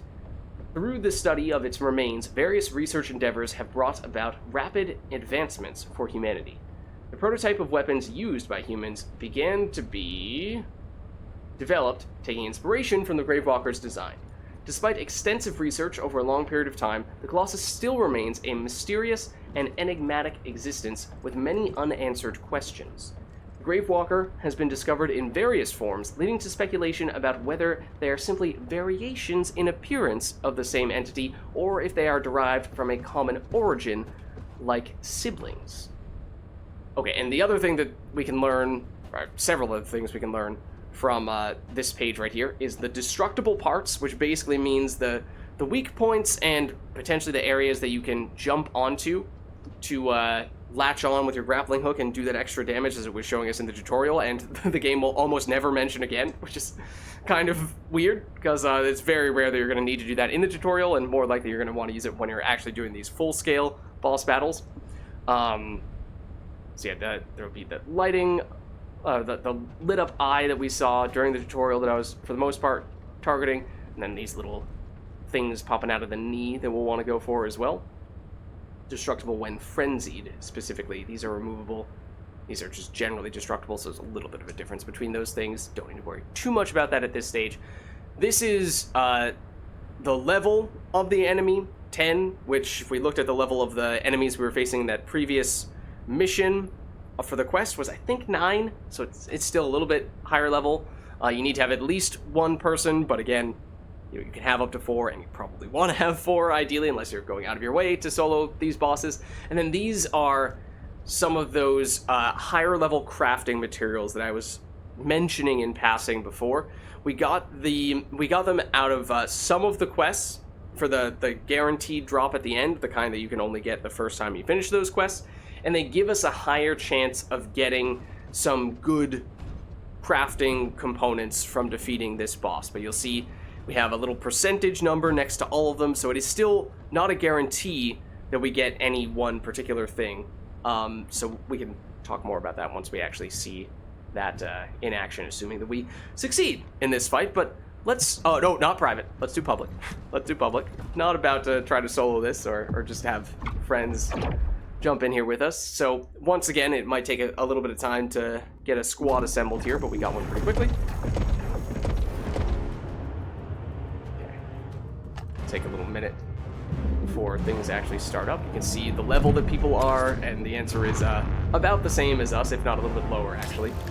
But we shall see how we fare here. So he should look familiar,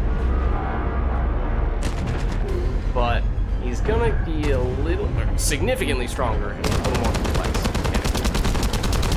So as I was saying before, for the most part, when you see stuff that lights up, you probably want to shoot it. Namely, eyeball. Occasionally we might throw a little bit. And perhaps spawn some roly-polies. Honestly, are mostly here, at least in this fight, to give you a way to get more ammo and health and all those types of things to drop. Okay, so now he goes down. Which means we have a little bit more of an opportunity to more easily target his weak points. It's also the best opportunity, for what it's worth, to go after his spots where you can jump on.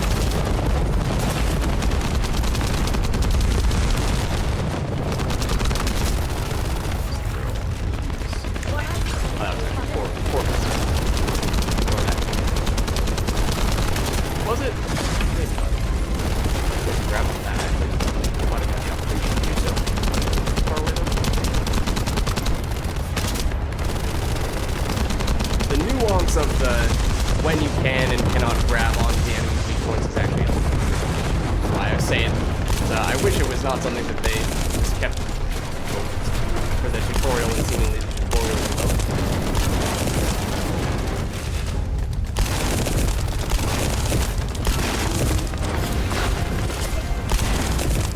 We are getting low on mana and now the ammo as well, but hey, one weapon we still have ammo with is one that I believe actually has the highest damage protection right now. One left down there. But it does give us the extra precision as well.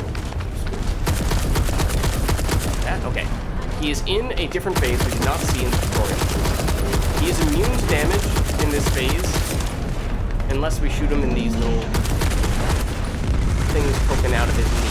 One of the weak points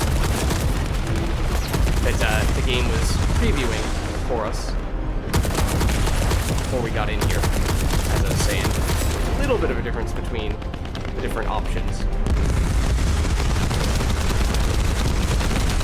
Or the different types of weak points, I should say. Where some of that nuance comes in. Can still attack us as perhaps starting to see, but now we've got rid of all those weak points. Now it's back to being vulnerable to generic damage from where we go. Oh. Never mind. It's going to do the big move. Oh, we were also considering throwing on the extra resistance to fire. But, oh well.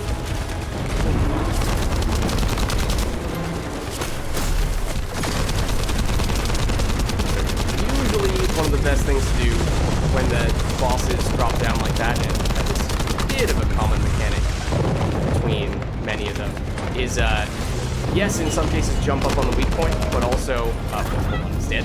Okay, so now we get a huge source of loot. We did succeed. So these usually give you really rare drops. See, these purple icons are the rarity ones, and we got even a yellow that was, an legendary or epic rarity, something like that. And we click on this as well, and we'll just take a closer look at the rare crafting materials we can get. Okay, so we pick one of these guys that we want to use, and they each have different types of bonuses they can give us. Let's go for the bunny one, because this actually gives us a 100% chance of getting the bunny code, which I believe is the last piece we need to successfully craft bunny.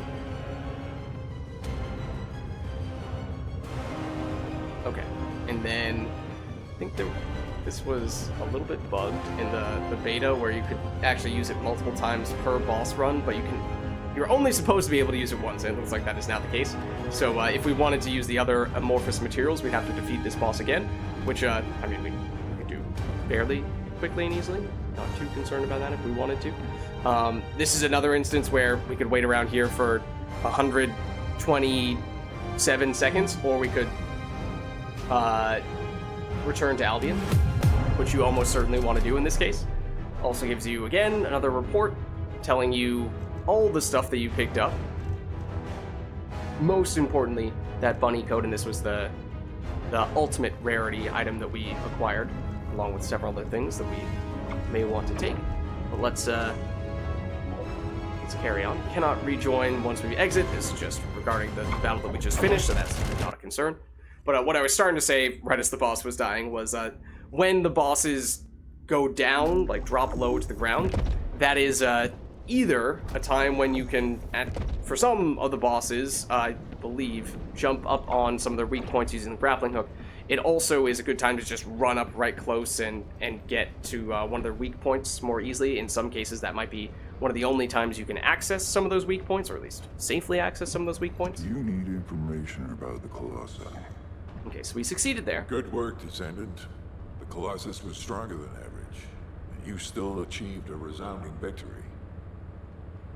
However, as long as the dimensional wall remains open, the invasion of the Colossi will never end. Until the dimensional wall is closed, humankind will have no choice but to live with the fear of the Colossi.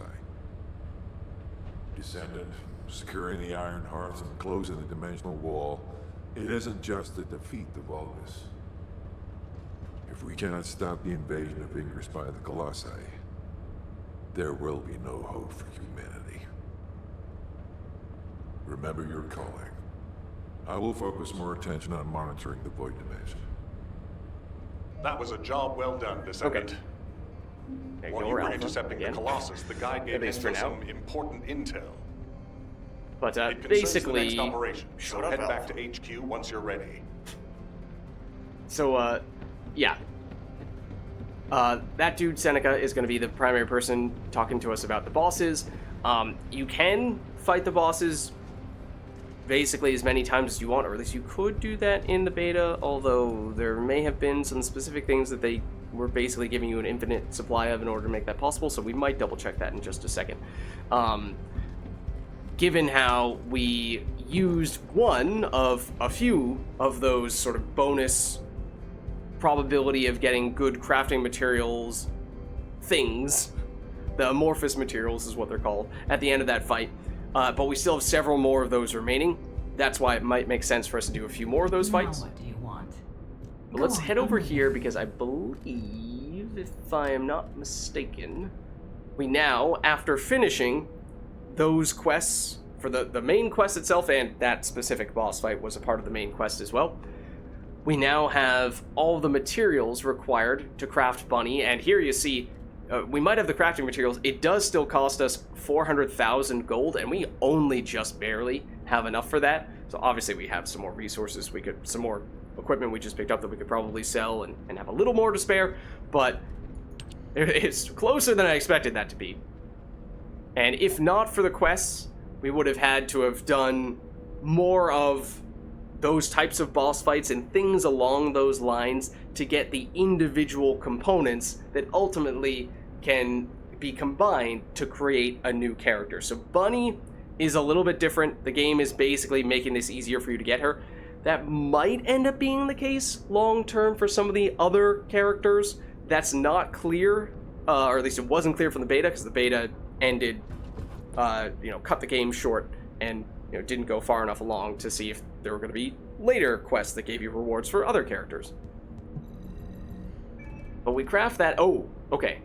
The other thing is that those crafts took a very long time, like multiple hours to complete in the beta, and that one took 1 minute, or it's going to take 1 minute. It's practically going to be done in a matter of moments. So that's a pleasant surprise, I suppose. It was a little excessive. Honestly, it might have been as much as like 20 hours for the major upgrades. Other ones like some crafting materials or weapons were shorter than that, but in some cases still a few hours. So that was probably something they got feedback from players about, and there's a chance that maybe the Bunny one specifically is faster than the others because they know that's going to be one of the first things that people do, but we'll see. The success of this operation will lead us to victory. So we're gonna basically skip through all this. Descendant, using the and summarize basically everything that Seneca over there was saying, and I imagine that Alpha was just saying then. Oh, okay, we actually are supposed to talk to you for a minute, but basically, not only is it the Vulgis, the basic enemies that we're encountering in most of the main quest missions, but those colossi, the big bosses as well, and by getting the ironheart, that powerful artifact, we can close the dimensional wall, which is apparently the thing that is going to prevent those colossi from ultimately reaching the city and destroying it. So that's why we want it, not just to prevent our opponents from having it. Okay, so we're back to this dude who is, once again, I imagine, going to give us lightning fast tips that we're not going to have time to read, or certainly at least not read aloud. Okay, but now, okay, you're the one telling us to go research Bunny. We're a little bit ahead of schedule there. So the Bunny craft is already good to go, and so that's why this is lighting up this golden color. Humanity is very weak. That's why humans need us so desperately. Okay. We'll take this.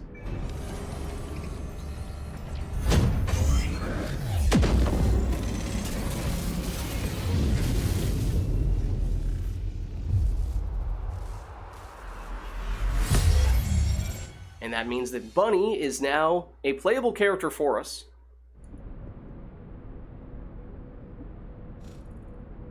Take a brief look there. Oh, it also improved our mastery rank.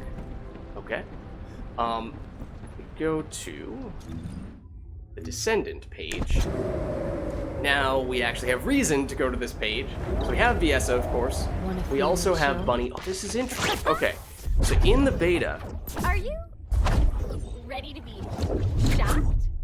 In the beta, I'm pretty sure whenever you unlocked a new character, you unlock them at level 1. Bunny, notably, is not level 1. She's the same level as VS at level 10. That, I think, is new. Are you? And that's good, because with those levels, you get the extra mana, extra health, and, you know, several other defense, all that type of stuff. And that means it's not as if we're going to just immediately get one shot by everything as soon as we switch over to Bunny. She is also a glass cannon character. For what it's worth, she was absolutely busted, like completely broken in the beta. I think she may have been nerfed a little bit in the meantime. I didn't really have enough time to test in the most recent of the betas, the technical tests. But if she is anywhere near the effectiveness she used, or the power that she used to have, then she quite literally can wipe out entire quests, you know, large groups of enemies just by running past them. And also she can run faster than everybody in the game. So that's why I was saying, hinting earlier at how she is a clear speed and carry, quote-unquote, character, although she is vulnerable if she does take damage, just that oftentimes she kills all the enemies before she takes any damage. So if that is still the case, I would say it is a high priority to unlock her quickly and potentially start using her quickly, and upgrading modules and things like that to focus on her fairly quickly. I think for now, we'll still focus on Viessa for the time being, at least for this current session, because we might just hop in for a few more of those Colossus battles, if we can. See if we can get more of the higher rarity upgrades from that. You're not going to get anything on the same level as unlocking a full-blown character, or at least the last piece to unlock a full-blown character, but I think that's still a decent place for us to wrap things up with Viessa, at least for the time being. And I am curious to see, now that we've unlocked Bunny, if every character shares levels, or if, you know, we just get the character, when we unlock a new character, if they are the same level as our current character, but then afterward, the character levels remain independent. I don't know, because they changed it. Hi there. What can I help you with? Now you're telling us to go here, and I think you said one of the quests wants us to enhance a module. So we were looking at this before, but we didn't actually go for it. I think what we probably want to do is, let's see, we want to go for something that is generic enough that it is helpful for most characters. Because yes, you know, if there is one character that you really like, you can absolutely focus on modules that are best for them in particular. But in the early stages, when we're still probably going to hop around a little bit between Viessa, Bunny, and if we unlock new people soon, then those people as well, we'd like to still have some upgraded modules that are usable, regardless of who it is. And then later on, we'll get more min-maxy for the specific characters that we're focusing on when we have more resources to be picky like that. So things like, oh, technically this is extremely versatile. The shock punch, everyone can use it, and as I was saying, it's not the actual melee itself that is the important part here, it's that it will give us more module capacity. So, gives us +1 if we upgrade it. It doesn't directly make us stronger, but it indirectly increases the number of stuff we can use. So, let's go for that. And I believe that should mean, now in this case, you know, we're going to get one more incremental capacity every time we upgrade it. The price is going to go up every time. This is the one case where it's exactly the same value you're gaining each time you upgrade it, whereas for basically everything else, the incremental improvement gets bigger each time. I just want to see if that was sufficient for us to complete that part of the quest, though.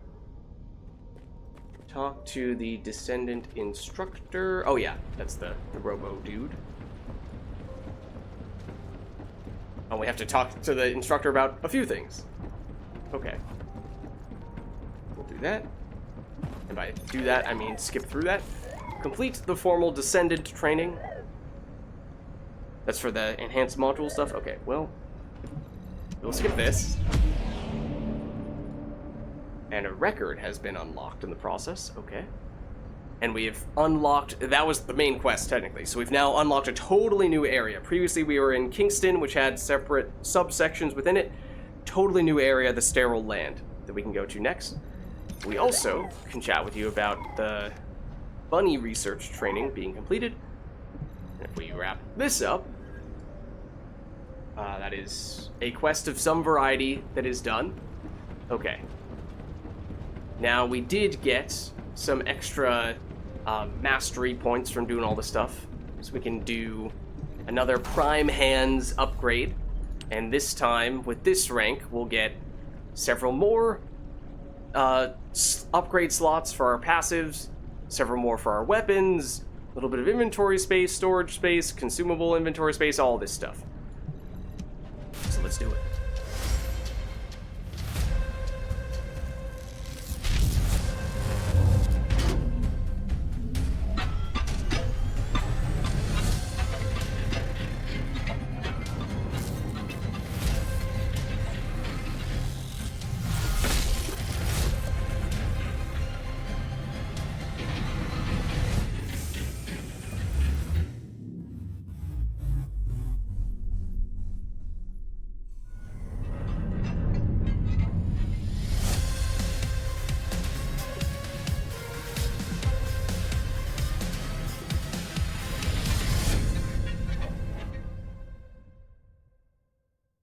Okay, so we're now able to equip even more stuffs. So, if we were to go the module route here, especially for, no, not this one, it was the shotgun where we were the most constrained. Can't quite fit this in, though, unfortunately. Guess we'll hold off there. Did we take a look at what new items we got from that boss fight? We did not. Okay, because we got some good stuff, for sure. Okay, now this is a sniper rifle with high impact rounds. Not the biggest fan of that. The Young Noble's Ambition, rather than impact rounds, it's these orange special rounds. They're roughly the same rarity we're talking about here. Rather compare it to you. 1,600, almost 1,700, versus 2,000, almost 2,200. This is a much higher rarity, which... or it's a much higher level in the same rarity, I should say. So that's where a lot of that extra damage is coming from. So that is tempting. This is another sniper rifle for the high impact rounds. Not as interested in that. So I think we probably throw you on in this spot. And that is, once again, going to be something that, because this is a new type of weapon, we're going to want to throw new modules on you. So we'll go Rifling Reinforcement, straightforward damage, fire rate, also pretty straightforward damage, and then Electric Enhancement, add extra electric damage based on our base damage.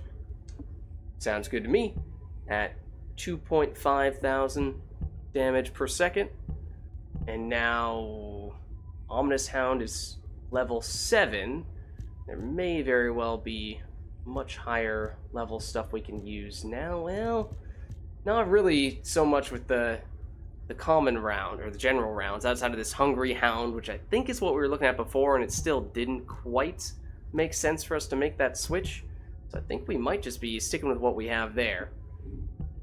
On this side, see, we do have definitely some higher level stuff here. So ideally, we'd use the Frozen Phase Reactor, and we do have a tactical rifle, so that works. And the damage is definitely higher across the board on this guy. And then, well, hold on, let's equip this, and then we'll compare. Oh, I was already comparing, right. Oh, no, that's no longer the one that I was looking for. This is the one I'm looking for. Okay, so in this case, the one we do not have currently equipped is slightly better on all of them. Oh, because it has a little chill skill bonus power ratio 0.014, which equates to about 5 extra damage on all of our skills. And also gives us a better skill cooldown, tiny little skill cooldown. Sure, we'll throw it in. Okay, then here, on this guy, that still looks like our best option for that one. But on this one, we now have this, which is not HP, it's defense, but it also has the little bonus stats for magic recovery in combat and just maximum mana, magic, whatever you want to call it. And so that's definitely an improvement. Not to mention, it is a component of this Vanguard set, so we now have 2 of those, which is giving us plus 25% defense bonus, so that's very nice. Then for you, looks like what we currently have is probably best. And then on this one, this is the high rarity guy that we picked up. It is an objectively better shield item, and then it gives us a bonus stat for max shields as well. And then item acquisition distance increase modifier means we pick up items from slightly further away, so it's a quality of life type thing. It's not a huge deal, but the bonus shields, a lot of bonus shields, that is definitely convenient, very helpful. Okay, so I think at this stage, let's see if we can hop in for one more of those boss fights and just test a little bit how much we benefit from still having some of those bonus materials. First of all, do let us get in here, because required condition, complete Humanity's Scourge, that was the quest that we did. Okay, so it seems like we're fine there. This is again where you see how many of the amorphous materials we have. So we still have 2 of them. These are the things that give us the higher chance of getting good rarity stuff. So we stand to benefit from doing at least 2 more of these fights. We would still get some rewards if we continue to do it even after blowing through all our amorphous materials, but we wouldn't have the best possible highest rarity drop. So let's jump in. Alright, once again, almost did it in a private lobby. Okay, so it's going to be the same mechanically this time, same boss, different teammates. We're a little bit stronger now. Our teammates appear to be a little bit, in one case, significantly stronger. This one might go comparatively faster. So these that we can hang out on if we really wanted to. This right on top of you as soon as you actually are up to the health bar.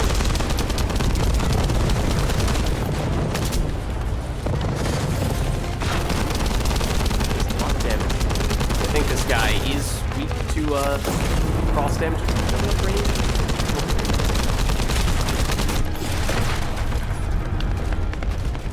See, this time we are absolutely flying through his health bar.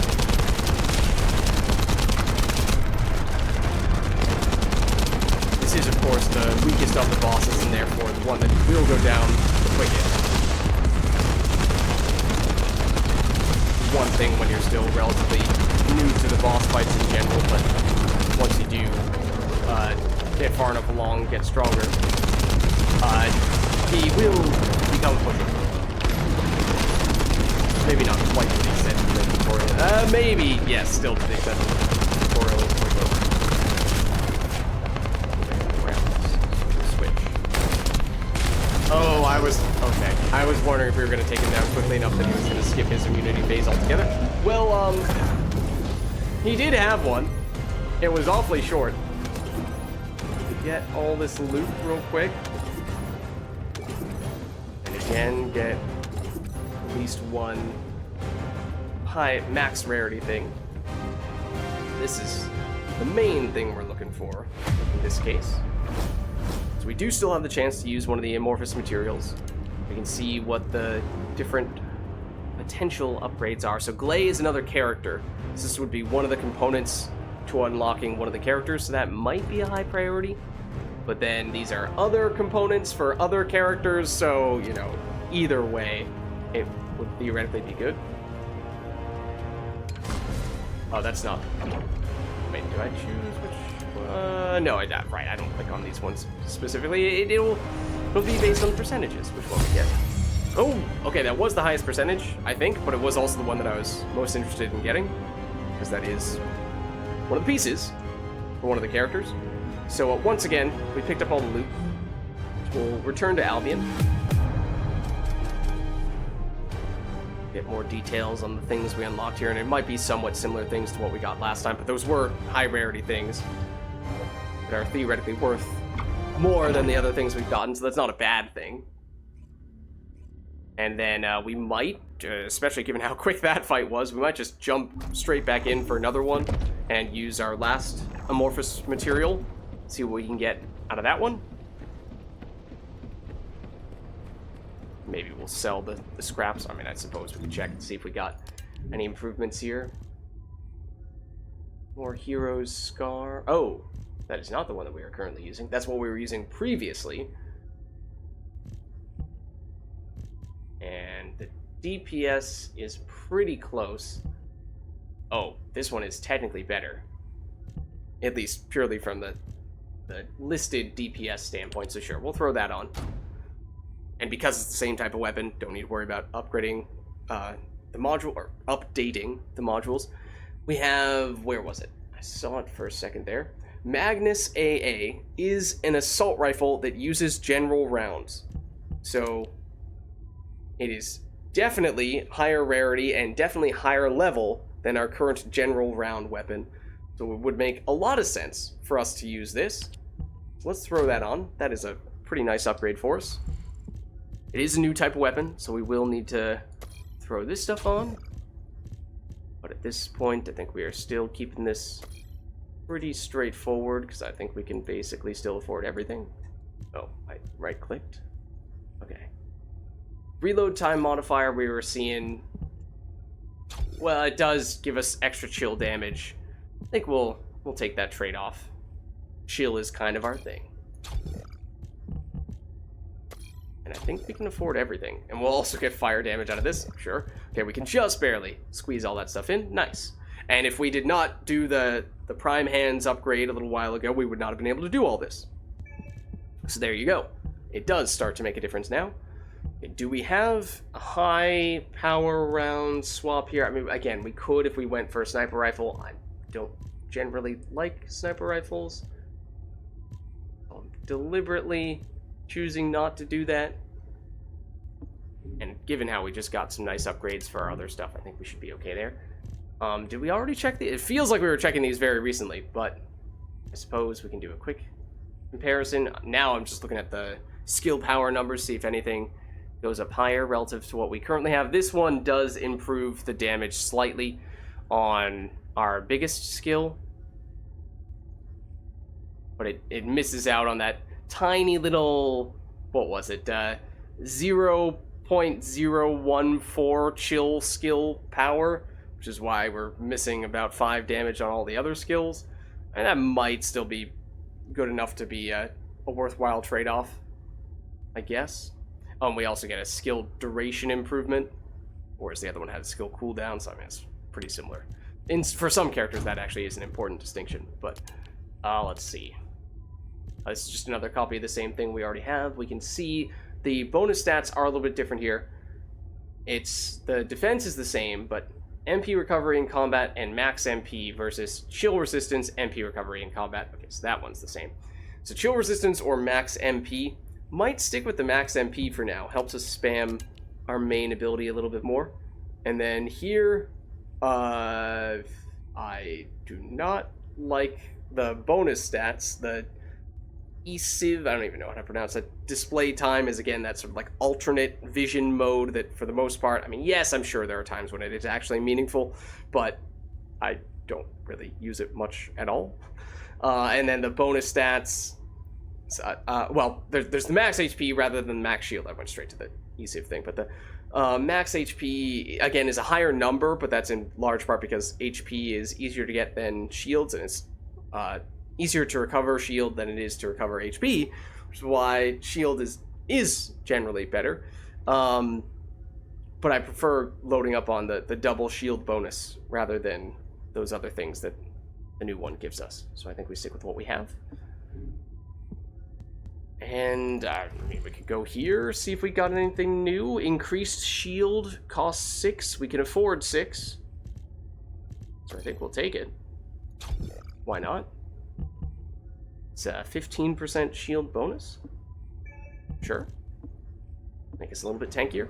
Now let's hop in one more time. We are actually quite a bit stronger because our main weapon is dealing significantly more damage. We have one more amorphous material. I did that in a private one. Don't do that. I accidentally did this. Okay, well now we're 1v1ing this Colossus. We can see if we can handle this. I did not intend to do that. I accidentally... Oh, interesting. Okay, the Colossus will be weakened. I mean, that might help us. We'll try. I accidentally almost did it once before, and then came kind of close on the second occasion. Okay, now that's immediately going to make it very hard if that happens.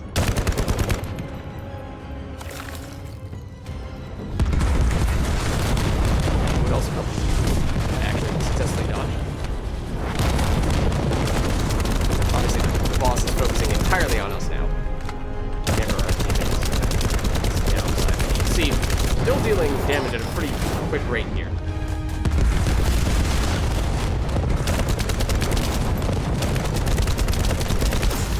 That is very damage. That's not the first time I've used that. I'm trying to fight this guy.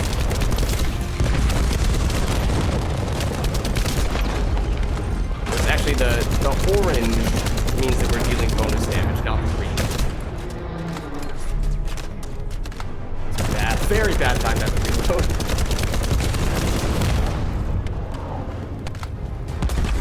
Might kill some of those guys just to get some ammo back.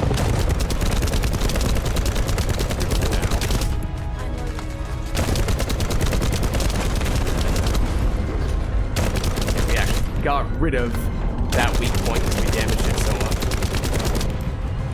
That doesn't look good. I would like to not be here right now. We can use the grappling hook for traversal purposes, for dodging purposes.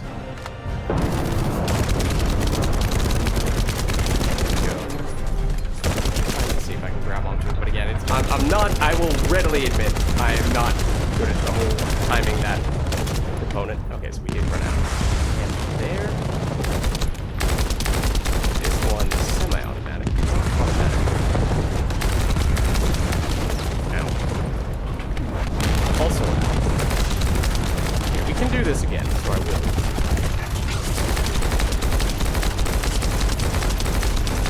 Now he's in the immunity phase.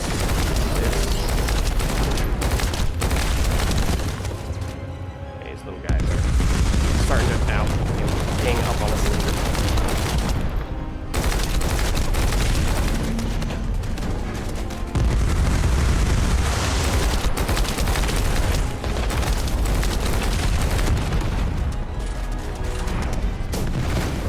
I seemingly dodged the right time there, but down, or done with the immunity phase.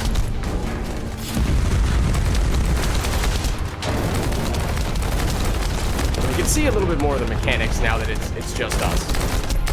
For what it's worth. Oh, trying to sneak under a little bit. That is actually another weak point, but he is now dead. So there you go. I mean, technically, the game did weaken him because it was only us in the group, but it is possible to defeat those guys, even just a solo. Okay, but this is the big thing we're looking for. Let's see what we can get from this amorphous material.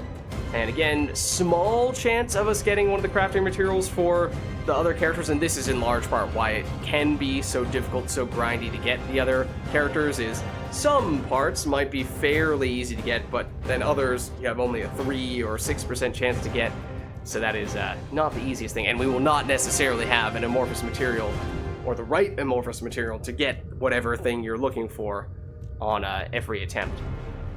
Obviously we're going to use that. Okay, so this is a crafting resource for a high rarity weapon. Not one of the character related things, but we'll see in the future if we can get the other materials to make that happen. Once again, we'll return to Albion. So we've done everything we need to do here. That looks good. done with this intercept.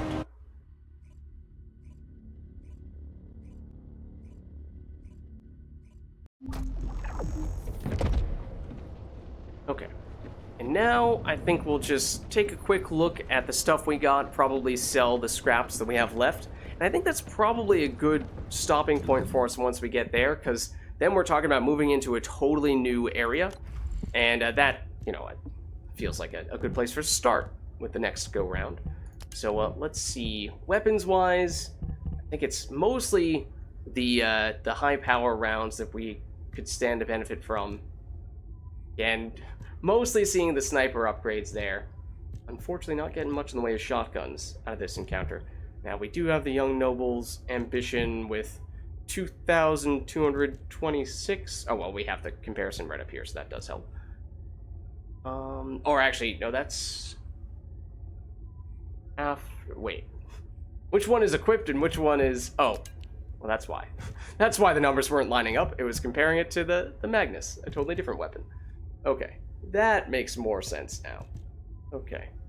I'm mostly looking at the DPS just for simplicity's sake here, but as time goes on, as you get closer to end game and you're trying to min-max more for a specific enemy, you might be more concerned about specifically chill attack or something like... Well, granted, both of these happen to have bonus to chill attack, but, you know, if another one had fire damage, then you might deliberately go for that one even if it had lower total damage because the enemy you're fighting has a weakness to fire. But right now, mostly just looking for general purpose. Okay, so that was looking at a potential Young Noble's Ambition improvement. But Hero Scar, we were also considering in that second slot, but none of that had higher DPS either. Not seeing any other Magni, whatever the plural of Magnus is. And again, no shotguns to improve the gangster with, so I think we'll stick with that for the time being. And we might have some additional modules. Take a quick peek there, but I'm not sure that we'll have too much there.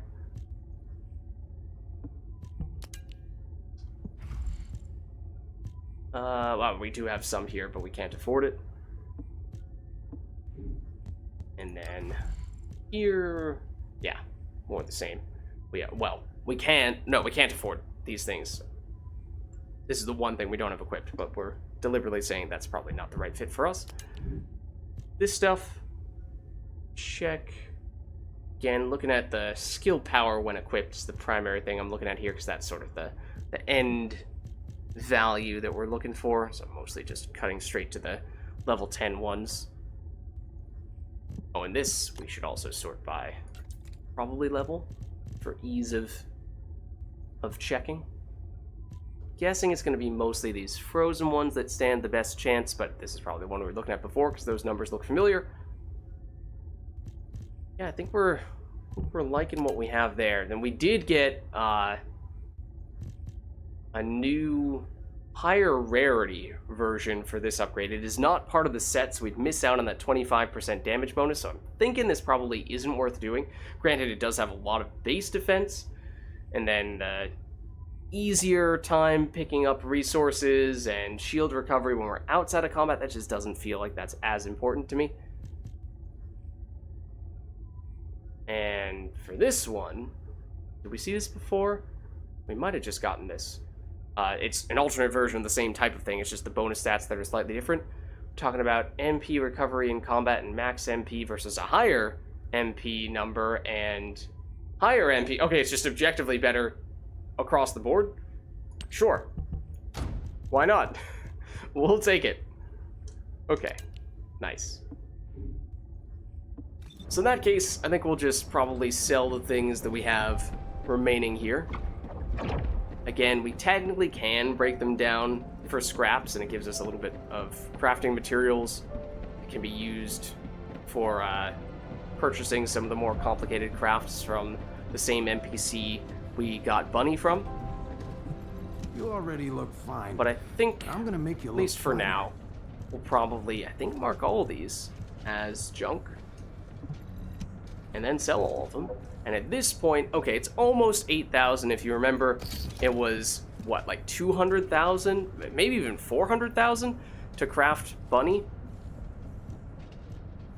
Oh, we would still like to sell these. I think the game by default does not make the ultimate rarity, these yellow items, junk, and then these, because they're part of a set, it probably didn't either. But I will manually make them junk in that case. So it's, you know, to prevent you from accidentally selling something that's really good. Right, it's saying, be careful here, but I think we're okay. So we have equipped the stuff that we like. And it's worth a decent bit, those things. Okay. So yes, of course we could purchase some more things from some of those other people, but I think we're good to go here. And I think this is a good place for us to wrap up, because as I was saying, we finished the first of the zones in its entirety. We also defeated the first of the major colossi bosses. We unlocked a new character in Bunny and a new area for us to go to, but I think that makes for a logical starting point for our next session, where we'll hop into the sterile land and maybe use Bunny as well. Now, granted, we're gonna have to, you know, set up a little bit more of her stuff there, but yeah, and we can talk more about the specifics once we get into that. It won't go into the details there. But as you can see, there are, of course, several new areas, and for what it's worth, in the betas, at least the beta that gave us the most content, we could go through Kingston, the Sterile Land, and Vespers, but then they closed us off from all these other sections. So I have still seen both of these before. This one was not in the most recent beta, so it's been a while since I've seen this, so probably don't remember it quite as well, but these are brand new to me, so I am excited to get there. And as time goes on, we'll see more of those big colossi bosses, so looking forward to trying some of those out as well, because the one that we just fought, of course, we had already fought. It was a little basic, but it will get more complicated as time goes on. But alas, this was a first look at the First Descendant, talking you through some of the tips and tricks that I've picked up along the way after having played this game for a while now. You know, I'll probably still look to stream/record, at least at this stage, the next little bit of the campaign, trying to get a feel for if it makes sense for us to be documenting every last moment, or if it's okay for me to speed through the campaign a little bit, even while not recording. That way we can just get straight to the big parts. That also might give me more time to make guide videos, and I'd sort of like to keep that option open. So let me know if you guys have an opinion. Thank you all for watching. Hope you enjoyed, and I'll catch you next time.